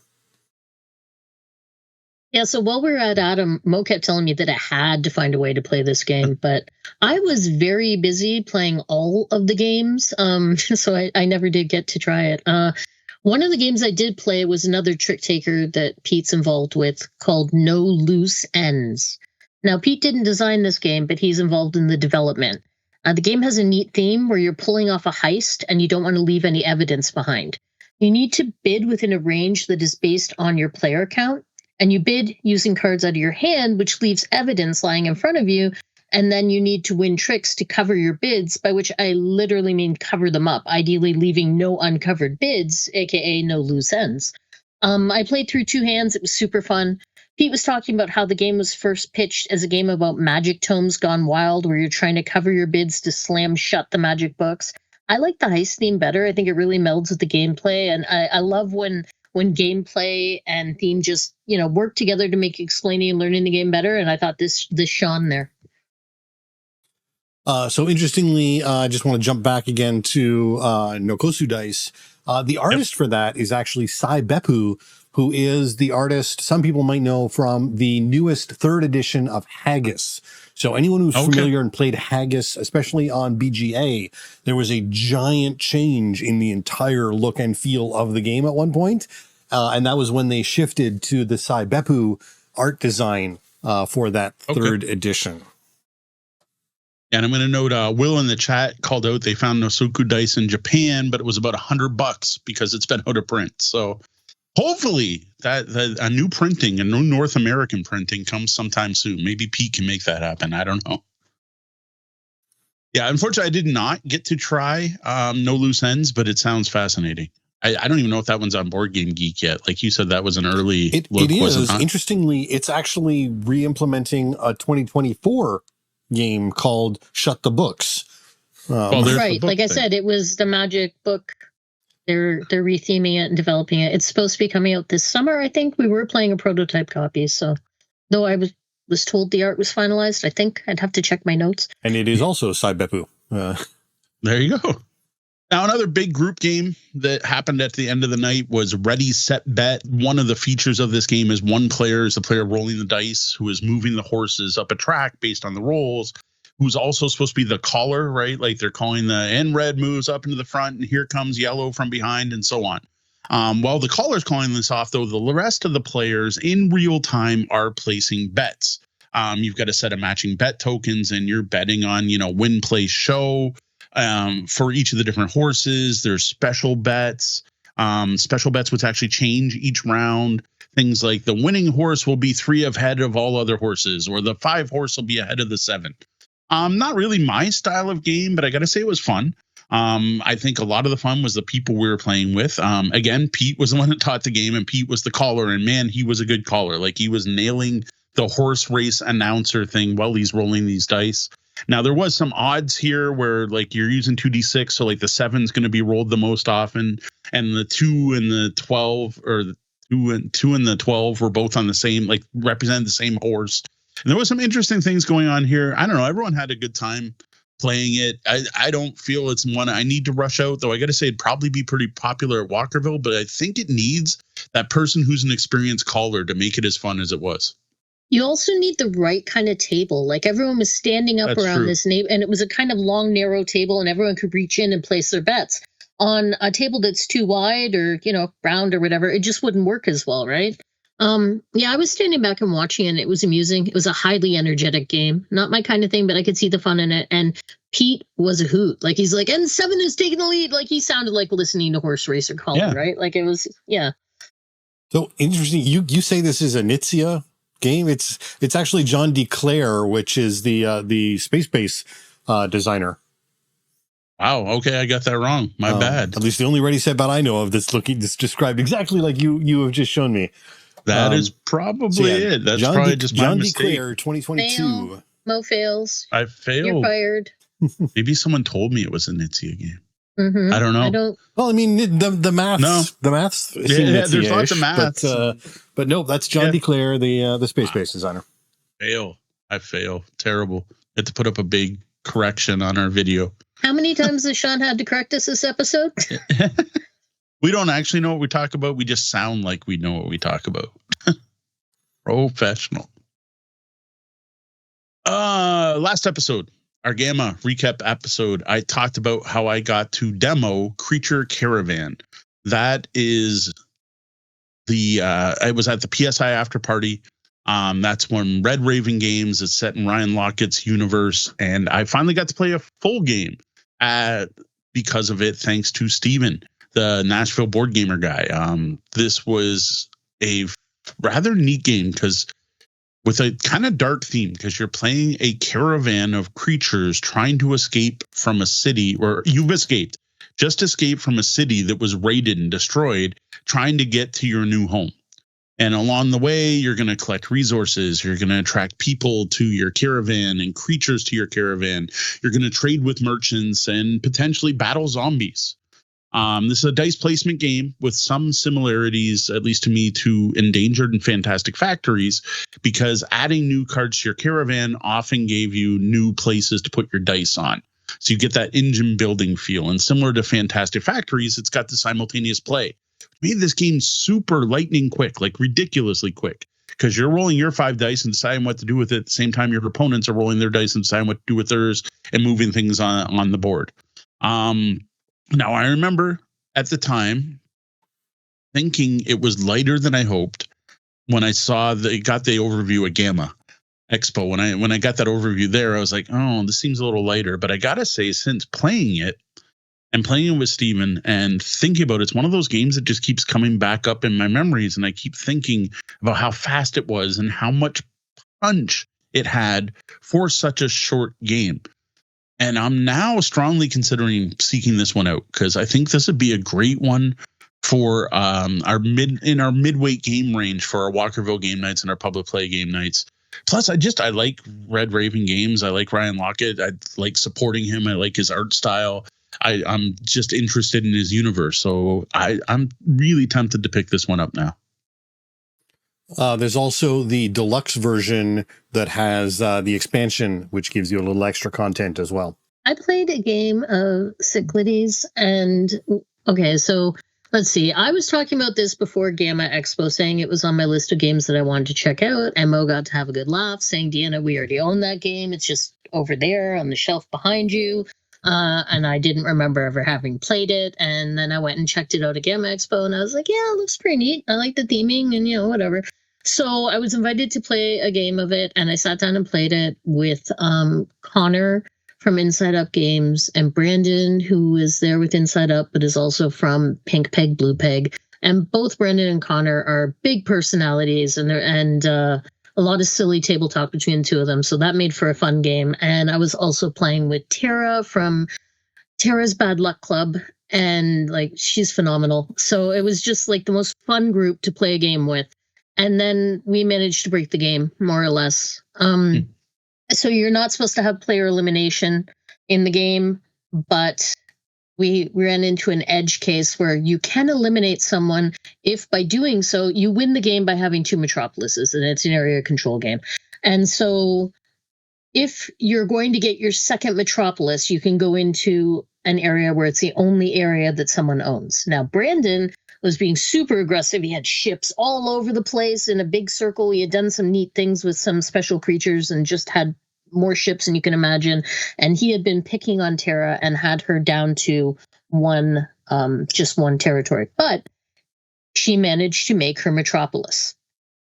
And in that same, and I was going to make my metropolis that round, and I was bummed out because she beat me to it. She said, well, I know I'm going to lose, but at least I did the cool thing. And I was like, man, that was my line. So, and then we're still in the same round, and it comes to my turn, and I make my metropolis. Now there's 2 metropolises on the board, and we're playing with the Titans expansion, which means I can pay my Titan to walk over there and take her. I can pay my Titan and then walk troops with my Titan. So I had a little bit of money left, just enough to send 2 troops over there, which tied for her. We rolled, we tied, we were killing each other off. It was mutual destruction. It wasn't mutual destruction at first, though. See, I won and I took the area, and Tara was eliminated. And then we're like, what happens here? And then the 4 of us went down a rabbit hole, Googling everything, looking up FAQs. And it's very interesting when you're sitting with people that publish games for a living, and they're critiquing the rule book, and they're like, oh, and just this is a very dated rule book for the, it's very much the time it was. We wouldn't publish a rule book like this nowadays. It's a little loose here, and they're kind of critiquing the rule book and stuff. It was a hoot. As it turns out, we had forgotten that the metropolises give you a +1 to defense, and therefore I would have also been eliminated, and then Tara still didn't exist, but she would have owned that space, and she could have repopulated. I don't know. We ended up with this weird thought experiment, edge case example of and then in that same round, Connor had the last turn, and he got to walk into my metropolis, which I had left completely empty, and take it over. So I didn't have the 2 metropolises to win. That was basically where it all broke down. So it was just a very interesting game of Cyclades, basically mostly because of who I was playing it with. And then at the end of it, I was like, I never really need super fun time. And it was a great game, but I was like, There is actually Cyclades, the Legendary Edition, which just came out last year and improves things and apparently tweaks the rules a little bit, as well as adding an extra sixth god instead of the 5 and a shorter, more dynamic bidding phase. But we were like, Tara's ships are still on the board. Do we eliminate her ships? Do we take them off? Does she get to keep her ships? Can she repopulate somewhere? Wait a minute. Now do we have one less god on the board? Do we remove one of the turn actions? Like we had a real lengthy debate about it. It ended up being quite unique. Anyway, that's my story. Playing Cyclades. And yeah, I know there's a new version out. I don't know if I'm excited. I was excited about it to try the new version. Now I'm like medium excited, less excited. I don't know. So yeah, what we saw at Gamma, which was now being published by Hachette, which could be published or at least distributed by Hachette, because Hachette does a lot of localization nowadays. I'm not sure. I don't think they're the publisher, but it was the Hachette booth. We got to look at it. It did look a lot better. And yeah, it's supposed to be streamlined and better played, but I doubt it's one we're going to be seeking out since you didn't really enjoy the old version. Like, yeah, I don't know. Do you pick up the new version just in case they fixed it? Yeah, Hachette's not listed as a publisher on this game, so... I don't think he's wrong. I do think it was at the Hachette. No, I'm not saying it's wrong, but they must be localizing or something because they literally are not listed as a publisher on the new Legendary. That is where we saw it. And if you find my Gamma Expo coverage online and pictures, you can see pictures of the new edition of the Legendary edition of Cyclades. Another highlight for me, one of the best games I played the entire week. I always want to say weekend. It was a week. It was during the week, right? I am so messed up with how many things we went to in the last 3 months, 2 months. I don't even know now. Our journey through gaming Netherlands was Perch. This one's from Inside Up. This is another area majority game, actually. It's kind of interesting. And I got to say, this game looks super cozy. And cozy games are the thing, right? Like the farms still kind of fit. Zombies, we had birds for a while. This is birds too, but cozy games seem to be the big hotness right now. And this looks like a cozy game, right? Like you're playing a flock of birds trying to find the best perches. But this is not a cozy game. It has a cozy theme. This is a super competitive, uber backstabby game. Like I think this beats out Takedo 2-player for nastiness. Like this is an area majority game where you don't just place your own birds. You're also placing some of your opponent's pieces, and that makes it brilliant. Like that is amazing. The scoring is very smash up style where there's first, second, and third, but sometimes second is worth more than first. Sometimes third's worth more. Often in this particular game, winning first gives you some other benefit besides points. So you might want that added benefit. Many of the tiles, when you own them, give you control of creatures, cats, dogs, falcons, foxes that can be activated once per round and let you move around and scare away and get rid of already placed birds. Birds that are removed end up going to the fountain and scoring end game points, or they get to hang out in the plaza and score points. And there's a interesting thing going on there with euphemisms for, are you killing the birds or are they just going to a better place and hanging out on the fountain? It's kind of amusing and it is super fun. Like this was a really fun, nasty game. Like I couldn't believe how cutthroat and brutal our game was. And part of that was the players just being nasty because, as Deanna mentioned, Connor and Brandon can be pretty nasty. But like I was also playing with Pete and Scott got beat down. Scott was like way in first on the first round, and then everyone beat the heck out of Scott, and he was basically eliminated from the game. It was a super fun game. I really like this. And honestly, a bit of a teaser when we're going to be talking about BreakoutCon. This game was in the play to win. And I ended up actually teaching a full game and helping people to learn the game a few times over the weekend because I enjoyed it so much and it stayed fresh in my head. Like I was able to pick up the rules after that one play. And I just keep going back and being like, oh, I see people playing Perch at BreakoutCon. Let's walk up. Hey, do you have any questions? Because it got played a lot because it was play to win. Interestingly, the family I taught that Gwen and I played with at Breakout did end up taking home that copy. So that was pretty cool. I loved this game. Like, it's a really close tie for me between this and House of Fado for favorite game of the weekend. So this is a game I had told Mo that I had zero interest in. For Gamma Expo, I said, no, I don't need to go look at that one. I saw it last year at the media event. I saw a prototype and I don't know, something about it, just not for me. Like, it looked too light. I don't know. The birds were cute. I have no idea why I had decided, but I had it bookmarked in my head as I am not interested in this game. And then I sat down and played it. And now I am so embarrassed because I dismissed it because it is so freaking good. It is full of cute little birds. And much like cute little birds, it is both vicious and delightful. It is very backstabby. And you need to keep track of what other people have going on so you can screw them over type of game. There's a fair amount of variability in the gameplay with you choosing different creatures to use each time. Like in our game, we had bees and an owl and a dog. I can see how changing up the creatures would change up how folks are going to play. The way you are kind of almost rewarded for dying as you rack up corpses and points on the fountain board. We were clear that they all went to Bird Nirvana when we were playing. So it's an area majority game where you're trying to own various tiles by having the most birds there, but sometimes you don't want most. Like Mo said, for some tiles, first isn't the spot that scores the best. And then you add in the fact that you're placing a random assortment of birds that are drawn blindly from a bag, which may include birds of your color or maybe your opponent's color. I like the way it makes my brain whir. It's just delightful. Yeah, and so this one, if you're interested in the art, and I do like the art on this one, the art is by Ari Oliver, and another game to look at by them for a similar sort of art style, but a very different game, is Tipperary from 2023, which we are building an Irish county. Also, it should be noted that the designer of Perch is Douglas Hetrick, who also designed Kapow, among other games. Yeah, I didn't make that connect. I obviously didn't pay attention to who designed what this event. That's pretty amusing. We didn't go look at the stuff. People just handed games. Yeah, exactly. Tables. We went and played. I wasn't. Yeah, right. Like people just set up games and we sat down and played. Well, it helps that I also just recently edited the review of Kapow, so the name jumped out at me right away. That makes sense too. We did just publish that. All right, next for me, it was back to Queen Games for Chicken Itza, which I have a hard time not calling chicken pizza. I got it half right that time, much to the chagrin of Travis from Queen Games. Every time we got the name wrong, we got a dirty look, but kept it up because, well, every time we got a dirty look. This is the latest game from unknown designer Stefan Feld. Yeah, we're a bit of fanboys here.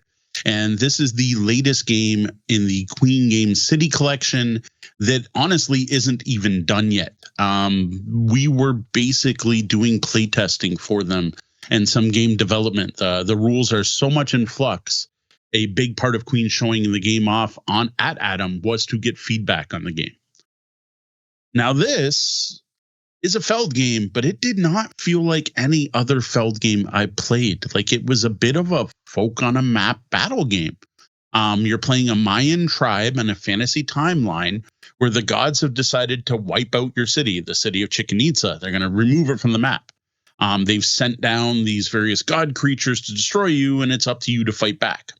Now, this included battling alligator and monkey beasts, collecting gems from mines to complete sets and set up powers, as well as player versus player conflict. You could attack each other.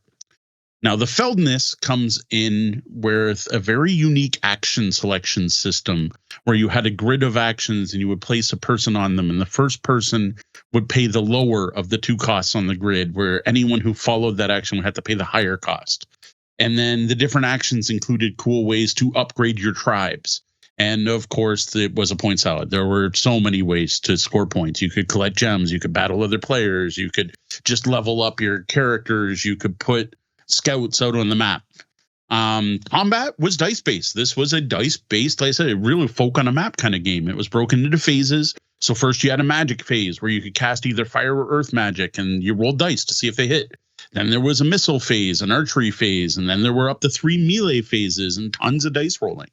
Now, of course, there were god powers you could purchase. They gave you in-game abilities.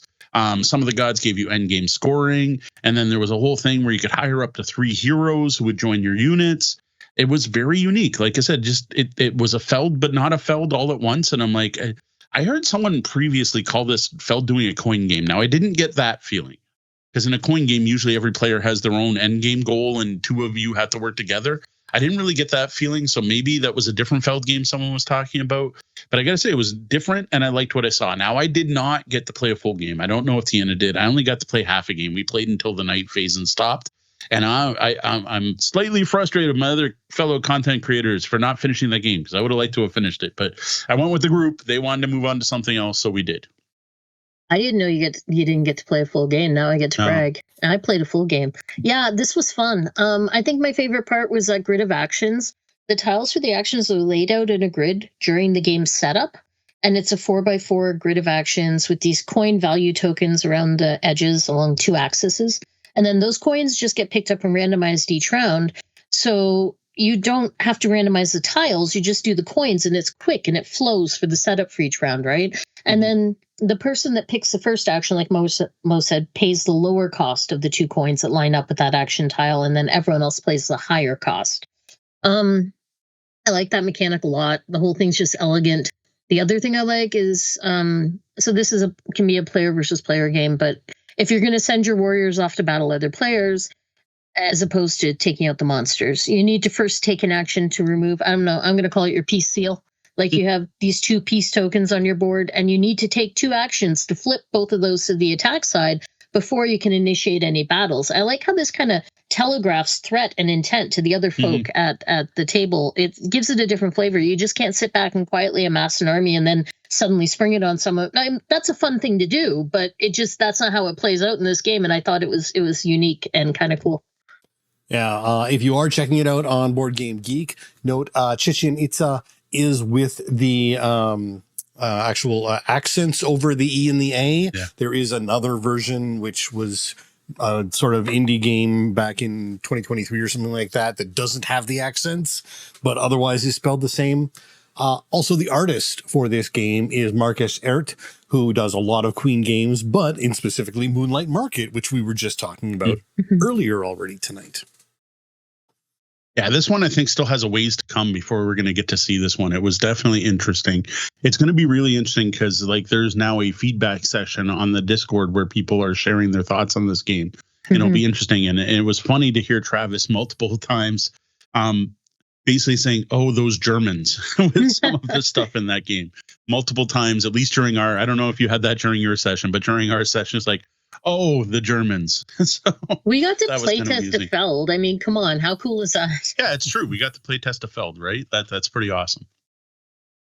Next up, I finally got to sit down and play Arcs. And man, I almost won. I was so close. The hype is real. This game is fantastic. We need to get a copy. The only problem with Arcs, and we're not the only ones with this problem, is people call it a trick taker. I wouldn't call this a trick taker. Yes, there are trick taking elements. There is following suit with your cards, but there's no trump. And the card play just determines what actions are available. But you can always just burn a card to take a trick and get the lead next round. And you can always play off suit to still do the other actions. So it was kind of interesting. But winning tricks is important. So that's why you kind of want to call it a trick taker, because whoever has the lead next round gets to set the ambition for the round if they haven't all been set yet. Now you're going to set 3 of these, at least in the number player count we played in. You're going to set 3 of these before you get to the scoring phase. And this determines what's going to score in the game at all. So it's all player driven scoring, which I think is awesome and fascinating because there's 5 different ways to score. And you may not even score 3 of them, because if the same player can get the lead, they can double or triple down. It could be 1 round of Arcs. All you're scoring is how many ships you destroyed that round. Whereas another round of Arcs, you might be scoring how much fuel you have, how many psychics you have, and how many people you have captured as prisoners, which I just thought was fascinating. Now, other people call it a 4X. Okay, maybe I can see it. Like, I guess it has all 4 X's. You can exploit resources from planets. That's a definite action. Exploration to me in that game would be the form of a card market that you can send agents to collect abilities. And that market's variable and changes. So it's not necessarily exploring space, but you're still exploring. You are going to expand to other parts of the galaxy. And yes, there's player versus player conflict. Though the amount really depends on those goals. Like, if no one ever chooses warlord scoring, there's no reason to wipe out other players' ships, really. Mm-hmm. Now, also something that I found missing from what I like in the 4X game is any type of tech tree. And fleet building just means putting more pieces on the board, right? Like, ships are ships. They're all the same. Combat, though, was interesting. Unlike many of these games, the dice were all active player facing.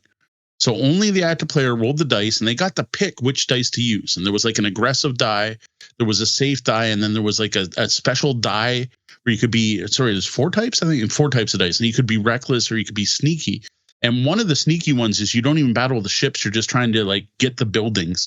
And what was cool was, like, if you're cautious, there's very little chance to hit, but nothing can happen to you. Whereas if you were reckless, really good chance you're going to do lots of damage, but you're going to take hits back. And I thought it was fascinating that that was all active player focused. Like, the defender made no choices. The active player decided how aggressive they want to be. I think that's probably enough information on ARCs for anyone who hasn't played it yet to kind of give you an idea. But Sean, you're going to adore this game. You are going to love this game. We need to get a copy of this. So somehow I have missed this game. I don't know how. It is by the publisher, the designer and artists of Root. And I'm looking at the page here, and I hadn't actually looked over at the mechanisms yet. And you started saying Trick Taker, and I'm like, what? And I started reading and going, oh, this game is kind of everything, because the first expansion adds asymmetry, and then the second expansion turns it into a campaign game.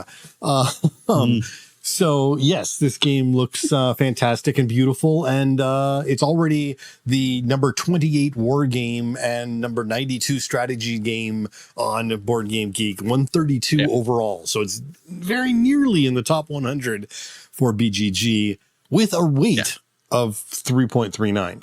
So it's the hype is real. That's all I can say. Like all of that is well deserved. I think it's going to keep moving up on the Board Game Geek top 100. All right, I'm sold. Sign me up. All right, so next up I've got The Gang. Mo, could you describe this one for us? Okay, I did not play this. The reason I didn't play this is cooperative Texas Hold'em. I have never played Texas Hold'em in my entire life. So sitting down to play a game of Texas Hold'em where people are trying to rank their hands would just be a bad experience. Because that's what it is. You get your river, you get your flop, and then you have to decide the order of the winning tricks between the players. Did that kind of cover it?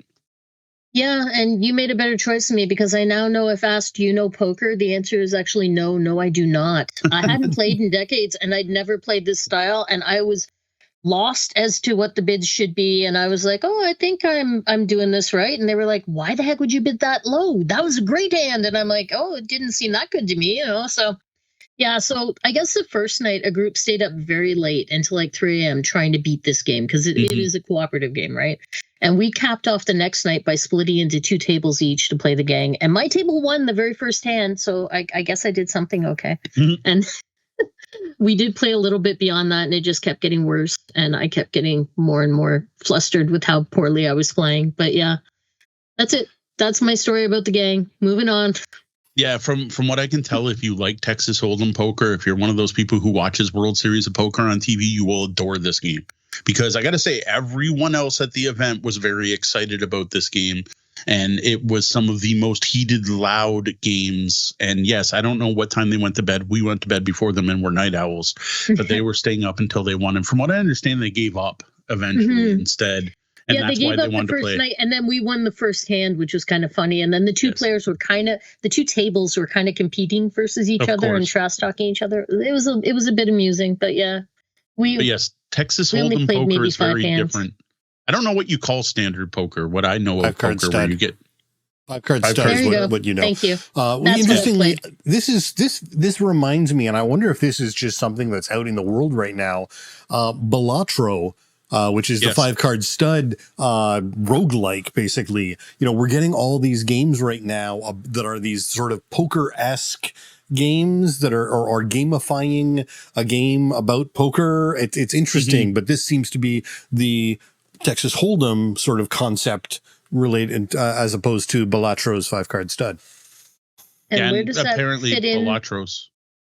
Where does that fit in with trick takers that are also 4X explorers? I don't know. Arcs is its own thing. I don't even know. Arcs is the board game equivalent of matches, right? Like it just takes all these different mechanics and throws them all in together and somehow works brilliantly. Will in the chat is calling out the Belatro is so good. Yes, and there was some talk about Belatro. Again, I haven't played Belatro either. Now one of the fun things that we all took part in, which was pretty awesome, like absolutely everyone there took part in, was that Professor Meg hosted The Dice Are Right, a board game based game show that she normally runs online and streams. Everyone there took part and played games like Guess the Board Game Geek Weight Without Going Over, Stack These Games in Release Date Order, Guess the MSRP at Miniature Market Right Now, and so on. She even had a showcase showdown at the end. Once we got down to 2 players, where it was 2 carts filled up at Miniature Market showing everything they purchased, and you had to guess how what you had to guess the value of the showcase. Like it was a fantastic time. I thought it was going to be a little silly at first, and yes, it was silly, but it was actually kind of awesome. The fact that absolutely everyone got up and played at least one round. I personally made it to the semifinals, and I got screwed over by the stacking games by having a skinny box that had to be stacked a bunch of tall boxes on top, or I might have actually got to the finals. I'm trying to remember what the game was. You had a wee narrow game, so you failed the dex aspect. Yes, I failed the dex aspect of stacking the games in release order because I had to put Concordia on top of the old Alhambra bots, I think it was, or something like that. Yeah, it was a lot of fun. It was one of those I was like, oh, big group thing with the fan. I don't know about this, and it was awesome. It was as fun as it could be, really. Yeah, it was super silly good fun. I do know when she said we're going to guess the weight of these games, I thought she meant in kilograms or pounds. And I was like, oh, BGG weight. Oh, that's much better. Yes. Oh, and the other one that was funny is Man versus Meeple. Ryan was up there and was so mad at that category because he's never been on Board Game Geek, apparently, and didn't understand what weight meant. And he was just like, what are you talking about? Catan's a 1. There's no way that's a 3. What the hell? And he was so mad. He's like, I've never been on that shit site. What the hell is going on? He was so mad. And I got to say, that was the category I was up for, and I got 3 out of the 4 right. So, because we talk weight all the time on this show. All right. Back to actual tabletop gaming. And not fun, silly game shows. Ian from Queen broke out 3 copies of Star Explorers. This is another game from their Family and Friends series, and most of the group got up and played this and learned the game together. This is a quick-to-learn flip and write about drawing constellations on a star map, and the star map is a wheel that's covered in stars, and you got this like holder where you can only see one quadrant of the map at once, and then you use a white dry erase marker, which, man, people were impressed by white dry erase markers, but we've used those before. Thanks, Hellbringer. Each round, you're going to draw the constellation, then it turns a bit, and then you're going to draw another constellation, turn it a bit, draw another constellation, turn a bit, and you turn it a total of 6 times, and then you pull your disc out, and you total end game points. I managed to win out of the entire group, which was kind of nice. We did bring home a copy.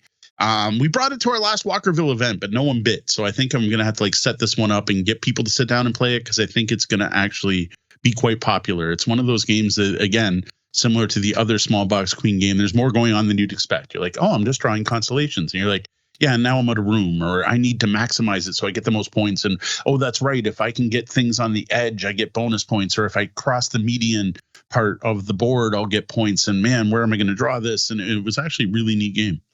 It's a visually neat looking game. I think you're right. If you have it sitting out on the tables, people are going to come over and take a look at it, because you have like this constellation chart and a wheel that kind of turns, right? I don't know. This game broke my brain.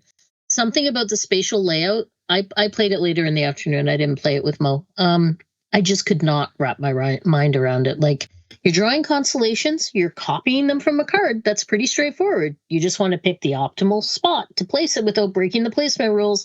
And I was taking forever rotating that card, trying to figure out where to put it. I'd start drawing it, And then I figured out it didn't fit, and I'd erase it, and I'd start again, and then I'd go, I'm drawing it, but it doesn't actually match the card. What the heck? Erase it, try again. I was just like, the game made me feel stupid. And weirdly, I won at the end. And then I thought, well, I must have screwed up. So, like, I must have cheated somehow and see if I can get something to click, because the game broke me. So interestingly, Star Explorer was actually originally Night Sky Explorers, which was a Polish game from Lucrum, where they printed a small batch run for Essen last year, sold out like instantly, and Queen went, you got something there, and picked that up for publication in English internationally. Oh, that's cool. But it is Star Explorer, not singular, not plural. There you go. Oh, well, that is what Mo wrote down here. It just might not be what we said out loud. I changed that. Well, never mind. Again, Sean's here to keep us in line. So I finally tried Copenhagen from Queen Games.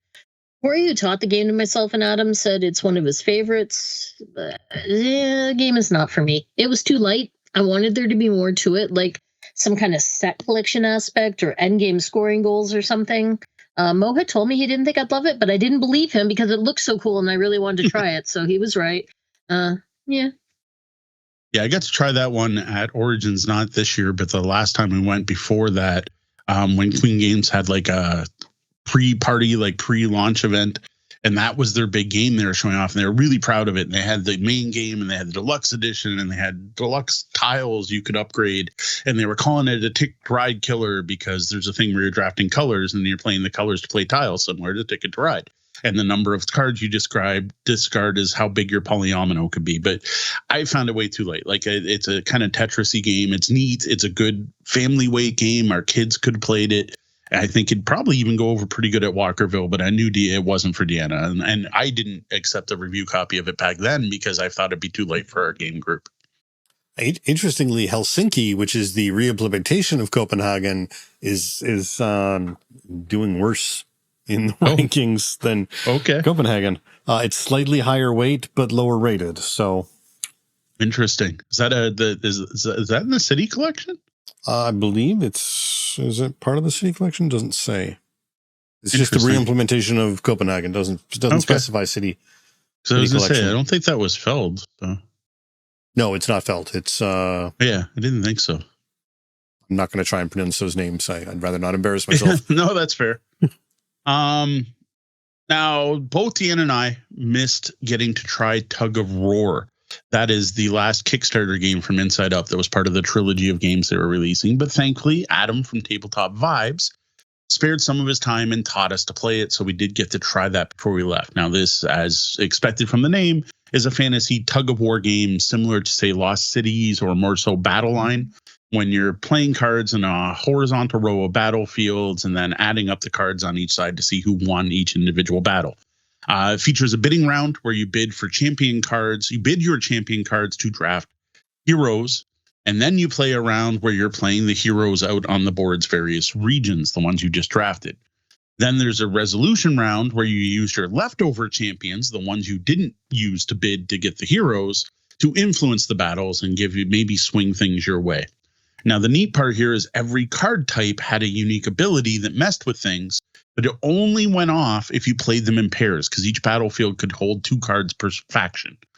Now, another neat mechanic that kept things interesting was that to me set it apart from games like Battle Line or like Scarab Lords, going way back to the Fantasy Flight Silverline series, is that you could play up to 3 of your cards face down. And then only when you went to reveal would you find out, is it a pair or not, right? So that was pretty cool. And then there was an interesting bit of asymmetry. Not a lot. You were still bidding for the same hero. So it wasn't like I had my deck, Deanna had her deck. We're drafting from the same pool.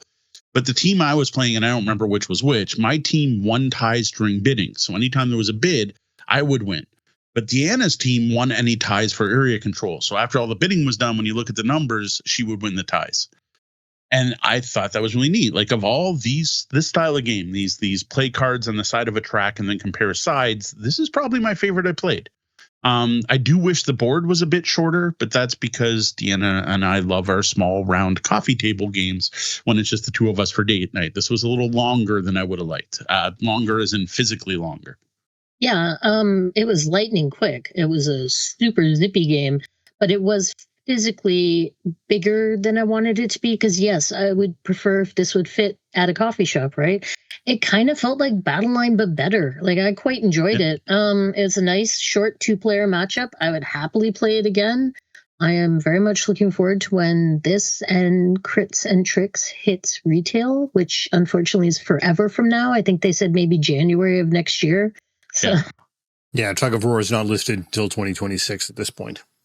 Yeah, that's the problem with talking about games at these cons like Gamma Expo and Adam. We're getting to see early peaks at these games. So hopefully we're some of the first people talking them up and getting the word out there. But yeah, we're not going to be able to actually get copies of these for quite some time. Forever. So I played Dabbawala, and it's my second time playing the game. I know Sean likes this one because he had it shortlisted as one of his favorites for last year. The first time we played it was with Travis at the Queen Games booth at Origins last year. Mm-hmm. I would have taken a copy home with me if I had room in our suitcase, because Travis told me I could have a copy, and I was really sad I couldn't squeeze it in there. I still dig this game, and I had the same feeling I did the last time I played it. Like, I was like, okay, I played the game, and like, there's been a huge chunk of time in between. It's been like half a year or whatever. So I'm like, okay, I've played it, and now I get it, and I want to play it again now that I get it. And then, you know, I had the same thing this time. So it does this neat thing where you're loading the lunch containers into the cart as for the first half of the game, and then you're taking them out of the cart and scoring them in the second half of the game. And it's just a neat and unique aspect, the way you build it in, then build it out. I said it takes a bit to click, and it definitely is one where I think you have to play it once to get it, and then you want to go back and play it again now that you've figured out what's going down. I say one good thing about the Origins game is that's what led to us getting invited to Adam to tie it into this whole episode. Yeah, it was after playing Dabbawala at the Queen Game booth with Travis. He took us aside and then showed us an actual tiffin, which he was really proud of, and had some kind of snacks in it, and then invited us to Adam. So I like Dabbawala for that reason. No, I that game did not sing to me as well as it did to either of you two. I don't know. I don't know what it was. I would love to play it again. But yes, unfortunately, flying, we were limited to carry-ons only. So well, I mean, we could have what we checked could the bring bag, home. but I chose not to. All right. At one point, I stumbled into the game room and I heard some really bad voice acting, like when you're got an anime on and it's you know, the 80s and they dubbed it terribly. And I was like, what the heck is that? So I followed the sound and found a group led by Steven playing Spark Raiders 3000. After watching for a bit, I asked if I could join in and played through part of the game with them. Now, I didn't get to see the full experience, and Steven had played this before. This was one of his, 50 games he brought. This was interesting. This, to me, felt like FTL. For anyone who knows FTL, the video game, I know we have friends that have spent thousands of hours playing FTL. I still play FTL now and then. Or Space Alert, the older game from Czech Games Edition, where you're on a spaceship and it's real time and aliens are attacking you. Except this wasn't real time, which was awesome. This is turn based, so Deanna might actually even like it. This is a cooperative, very much app driven game. So fair warning, you know our thoughts on app driven games. There are a lot of app-driven games out there you can no longer play because support stops. So I do worry about that. But we were playing a mission, and it was like the third in or something like that, where our goal was to deliver these two dudes to a new system. And then each round, the ship's AI would talk, and it had a very annoying voice-acted voice that would tell us what's happening. And like, oh, enemies have showed up, and they always start behind you, and then they'd move around each round. And then if anything on the ship broke or other things were going on. And then multiple times we were given choices during the game, which was interesting. And in this particular scenario, it was the two dudes, and the two dudes would disagreed on things. So like, oh, blah, blah, blah, pirates are coming. And one would be like, no, what we need to do is upgrade our engines so we can get away from them. The other guy would be like, no, we need to build a shield generator and take them out. And we actually got to decide like who we listen to, and then they either upgrade our engines or they build shields for us. And then there was like a point where like an enemy ace showed up, and there was all these cutscenes where you got to meet this enemy ace and his kick-ass ship. And then there were some side missions where suddenly like whoever the good guys were, because again I joined partway through, like whoever was giving us the missions would show up and go, hey, it looks like you're doing good taking care of this, but this is happening on this planet, can you go do that? Gameplay wise, once the AI set everything up, you did your own thing, right? You moved around the ship, and it had a really neat modular board. You would fix damage, you would rebuild shields. There was a whole construction system where you could build new rooms and components in the rooms, but you needed scrap, and you only got scrap from destroying enemy ships. You could fire the weapons. The ship would move every round on its own, but if you piloted the ship, you could go further. They used a custom dice pool system. And what was really good in this was the collaboration rules, where people could drop this like collaboration token in a room. And then if someone else went in there, they could use it. And that gave you bonus dice or automatic successes. And it really made everyone try to work together. So you'd have stuff like, oh, I'm going to stay here to help you with repairs, giving you a free success. But then I'm going to go fire the gun, but not before the pilot makes his pilot check and joins me, so we get an extra die, right? So those were some of the fun movements and interactions going on. Now, combat on our side, when we were shooting at enemies, we had to roll dice, and you remove shields and blew up enemy ships for scrap. Enemy attacks, though, were all handled by the AI. Like, I have no idea what was going in and on in the background. It would just like show up and tell us how much damage we had to defend from, for where, and then you like roll dice and stuff. The modular board was designed that way so entire sections of your ship could be destroyed, and you literally remove that part of the ship, which that gave me some of the FTL feel. There was a thing about collecting crystals, that once we got 6 crystals, we leveled up, and then we got cards from a deck that gave us new items and character abilities. This was just neat. Like, it's the first game from Arcadia Studio and was super fun. Now it's app driven, and I worry that it's going to lose support. So I'm on the fence about picking it up, but I really liked what I saw. It was very interactive and a lot of fun. And it gave me that Space Alert feel without the stress of making it real time. I just thought it was very neat. But again, you're going to want a tablet or a computer screen to play this on. You don't want just a phone. It was neat. So I'm going to play corrections here again. This is absolutely not the first game from Arcada, not Arcadia, Arcada Studios, a French studio. Erune was actually their first game, which is a dungeon crawler. They are a French company, but I have to say I am a little nervous about this game because they do only have a couple of games out there, like 3 or 4 games out there total, including some that are pre-ordered on Kickstarter and not actually released yet, which is Salami. But there's not a lot there to give me the confidence that, you know, a massively app-driven game is going to have a lot of, you know, oomph and last behind it. That is a concerning aspect of that game. And I mean, I do hate app-driven games for that reason. Though you talked it up, Mo. It sounds kind of cool. When I walked by when you were playing it, I thought there was real time involved, and I was like, nope, this is me out. And to be honest, you sold this way better than they do on Board Game Geek. That's kind of funny.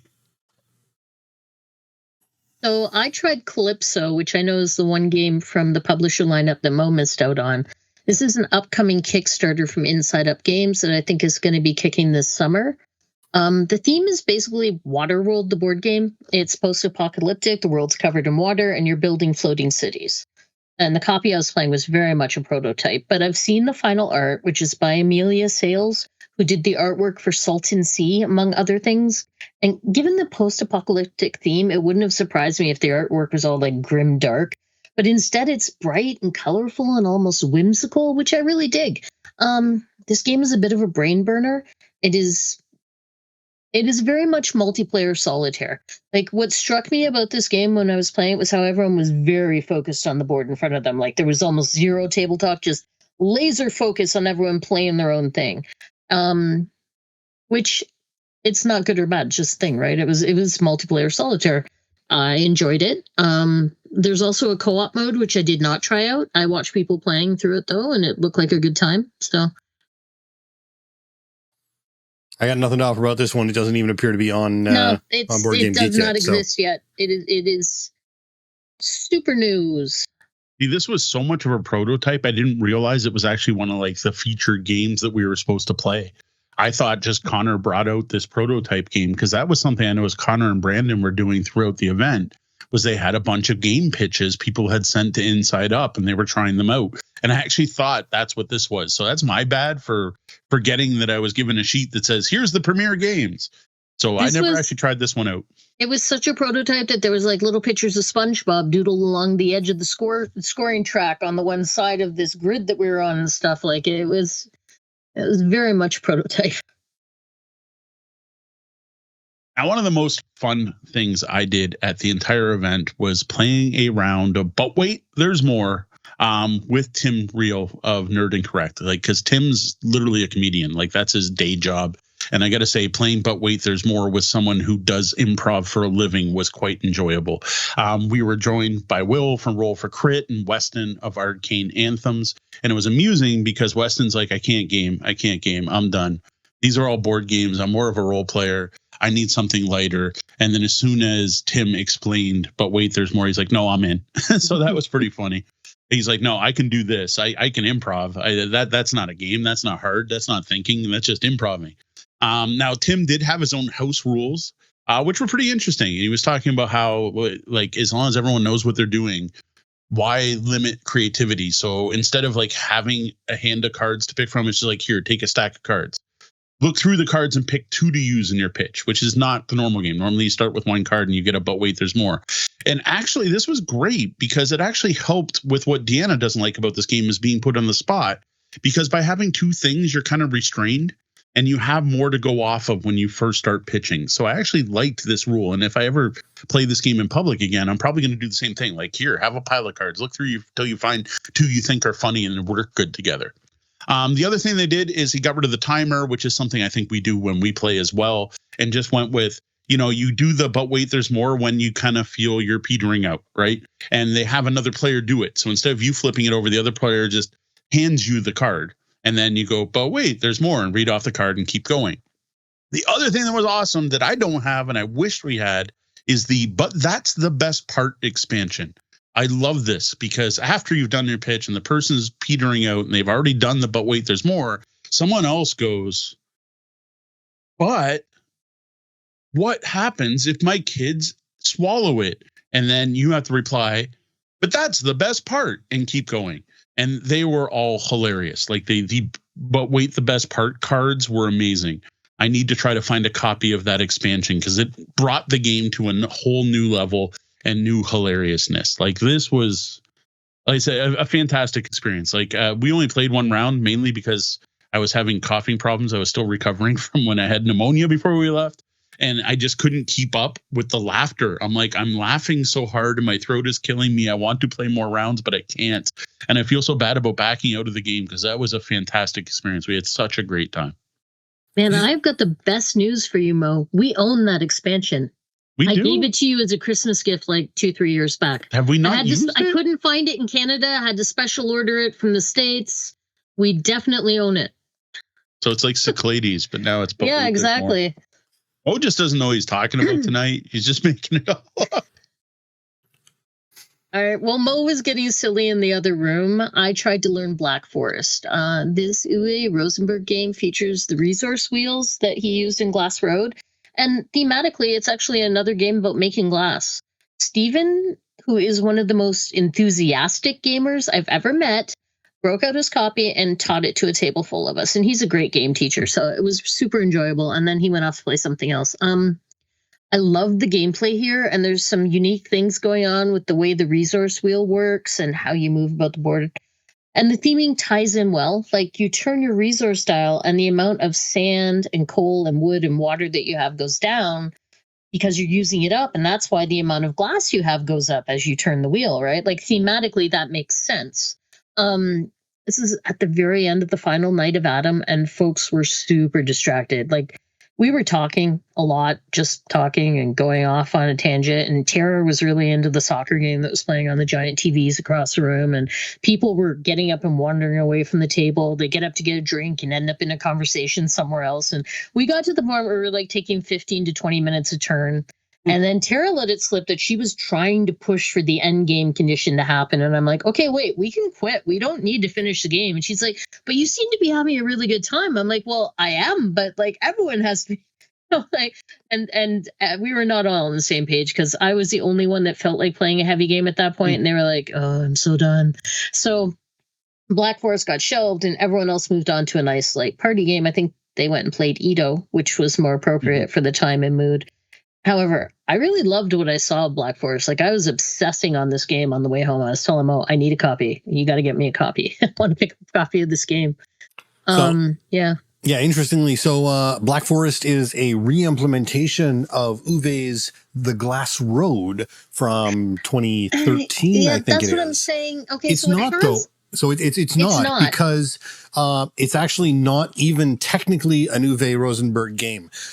Tito Lorenz, who was a designer on a number of expansions for games previously, this is his first base game working with Uwe and implementing the dials from Glass Road and some theming. So the Tito Lorenz is the official primary designer on this game, working with Uwe to get his first game out. So I have not played Glass Road. We have a copy on our pile of shame. But people who have were explaining the differences between the games to me, and I would say it's not just a re-implementation because they were talking about a push your luck aspect that is definitely not in this game. Yeah, and this jumps it up from like from under 3 to closing in on 3.5 in weight when you go to Black Forest. So it was tasty. Everything about this game called to me. It was all good. Black Forest cake. So I got to jump back because I don't know how I missed it. I mustn't logged my play. But at one point, I played in a massive game of Ito with like 15 or 20 people. And I totally forgot to talk about that. So Ito is a ranking game where you get like your worst nightmare. And you get a number card 1 to 100. So think like, what's it called?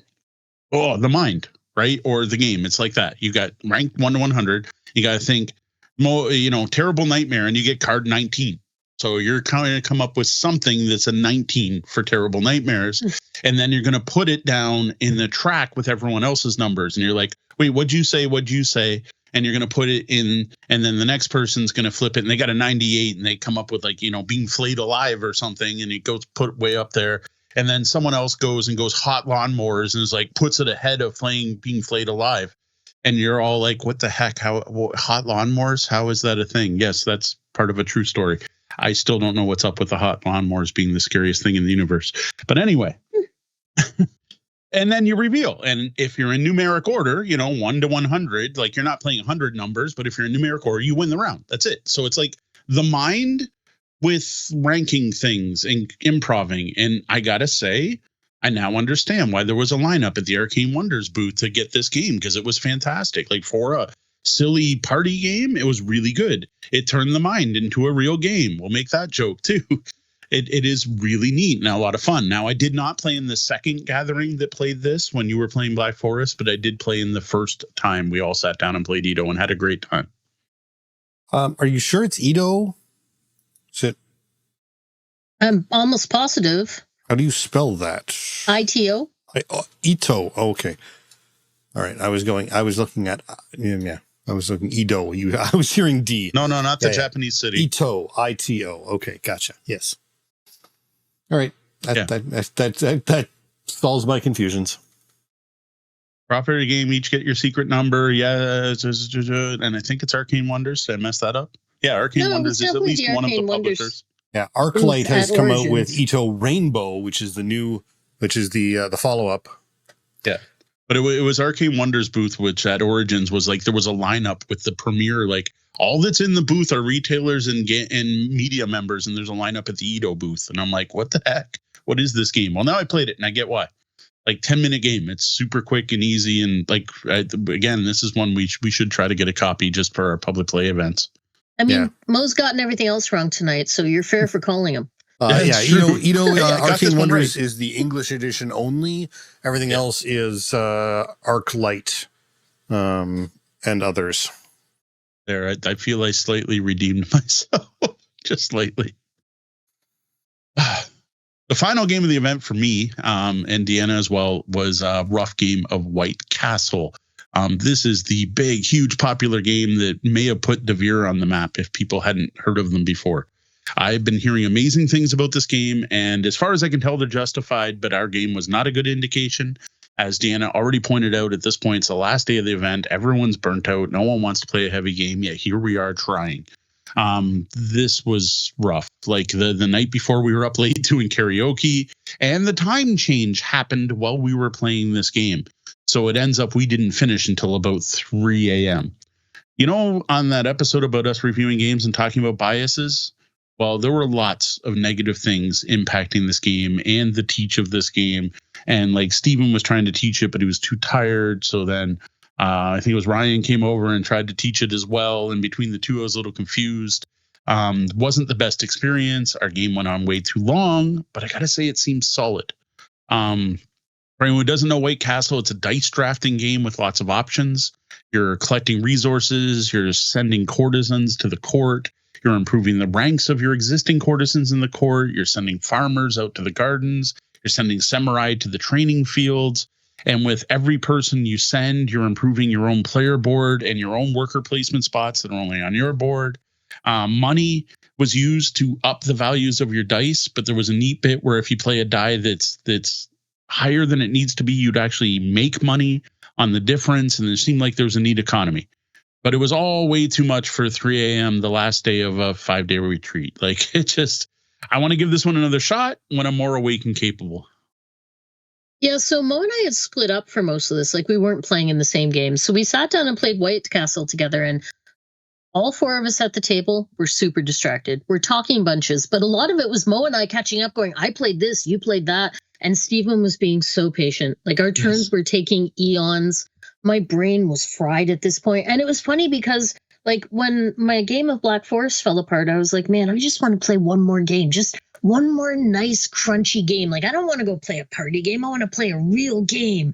And I was just dying to play a game. And then it should have been perfect. Like White Castle should have just been bang on. But it turns out I was not up for learning anything new at this point. The game did seem great. I would love to play it sometime. Yes. So yeah, I don't even know if I should have logged the play of this one. It was that bad. We did finish, like we played the whole game, but So the reason Mo and Dee are interested in White Castle is, let me see here, 5 seasons Best Portuguese Expert Game winner, Golden Geek Medium Game of the Year, Meeple's Choice Award winner, American Tabletop Complex Games winner, as your expert nominee, Geeks d'Oro Board Game of the Year winner, Geeks d'Oro Strategy Board Game of the Year winner, Guildbricken Best Expert Game winner, plus I skipped over about 8 different nominations that they didn't win. White Castle is something. Yep. It is currently the 90th game on the BGG 173 in strategy games. And us playing it at 3 a.m. while half asleep was something. Yeah, it was definitely something. So that wraps it up. That's what'd you say, 20 some games, and I had to throw 29. So 30 with Ito. 30 games with Ito. I can't believe I forgot Ito. Ito was so many. The flipping hot lawnmowers. Hot lawnmower was whatever. Adam was awesome, but that one I'll never understand. Someone has some lawnmower trauma. Riding lawnmowers can burn you horribly. Well, yeah, that's apparently that's what it had to go with. It was a memorable moment that will be, if I ever see him in real life, will definitely get reiterated and mentioned again and again. Overall, Adam, A-T-O-M, not A-D-A-M, was a fantastic experience. Like, I am so happy we were invited. I was honored we were invited, and it was great. Like, I really enjoyed it. This was one of the best gaming experiences I've had in my life. And I've been gaming for a long time. I know that every year they have someone come back for the previous year and kind of mentor new folk. Ryan from Man vs. Meeple filled this role this year. And I got to say, like, before leaving, I sat down with Travis and I totally put my hat in that because I would love to go back. If that falls through, though, I do know they plan on doing some reunion shows. And man, if we're invited, we're finding a way to go. I don't know how. I'll walk there. Or why. Yeah, right? Like, because everyone we met was delightful. The games we played were great. Even the ones that weren't the best, we still enjoyed. It was cool getting to try some new stuff before anyone else. Hey, we get to talk about the new hotness again. For the rest of the year, you won't be able to hear this stuff. But for now, we're still talking about the new hotness. We got to revisit some old favorites. Like other games they played, they had a massive game of Power Grid played because like it was all the designers and the publishers were like, we haven't played that game in years. Let's play this. Like it was just awesome. And then besides just how fulfilling it was as a gamer, this was also a worthwhile trip as Bellhop Media. We got a ton of useful information from publishers and other content creators. We got to talk shop. We got to learn things we can improve. People learn things from us. It was fantastic. It was just awesome. Like what was really nice was just how small and close knit the community was and how well we got along. And it just re-amplified the feeling of how small the board game community as a whole is, how small and tight knit the industry is. Everyone knows each other and everyone talks to each other. And if they don't know each other, it's like, it's not even 5 steps of Kevin Bacon. It's like 3 steps of Tabletop Bellhop. Like you're going to be able to connect everyone in the industry somehow pretty easily. And honestly, the other thing I love seeing is, except for some loud exceptions, everyone out there is just in it to improve the hobby for everyone. We're just a bunch of gamers who love games and are excited about games and want more people to play games. Yeah, let me clarify. Those loud exceptions, none of them were present at the Gamers Ranch. Correct. Yeah, gamers rock. Everyone was eager to work together and to help each other out. Zero competitiveness outside from trying to twomp each other at the game table. It was a blast hanging out with so many people that are so passionate about the hobby and getting to play some great games with some very smart, very funny folks. It was the most fun ever. Well, that was the double bell. That means our shift's coming to an end and we're going to have to lock the lobby doors. Before we start locking things down, let's take a moment to thank a selection of our Tabletop Bellhop Patreon patrons. Now, there's a group I would love to bring to the Gamers Ranch. We need a patron reward. Everyone chip in $300 each, and we'll all go to the Gamers Ranch and have a bellhop weekend with the patrons. That would rock. All right. Derek Kisson. Thank you, Derek. Thanks, Misdirected Mark Gaming Podcast. Donna, if you're still in the chat room, thank you, Pax. Evil John. Thanks, John. Come on out to the Gamers Ranch. Yeah, Brian Kurtz, you too. Thanks for your support right from the beginning. And Chris Leary, thank you.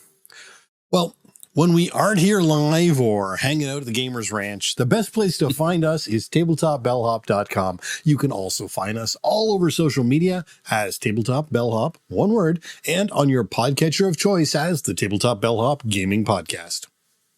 Now, we've already mentioned our Patreon. Another way you can support the show is by purchasing and showing off wearing some Tabletop Bellhop merch.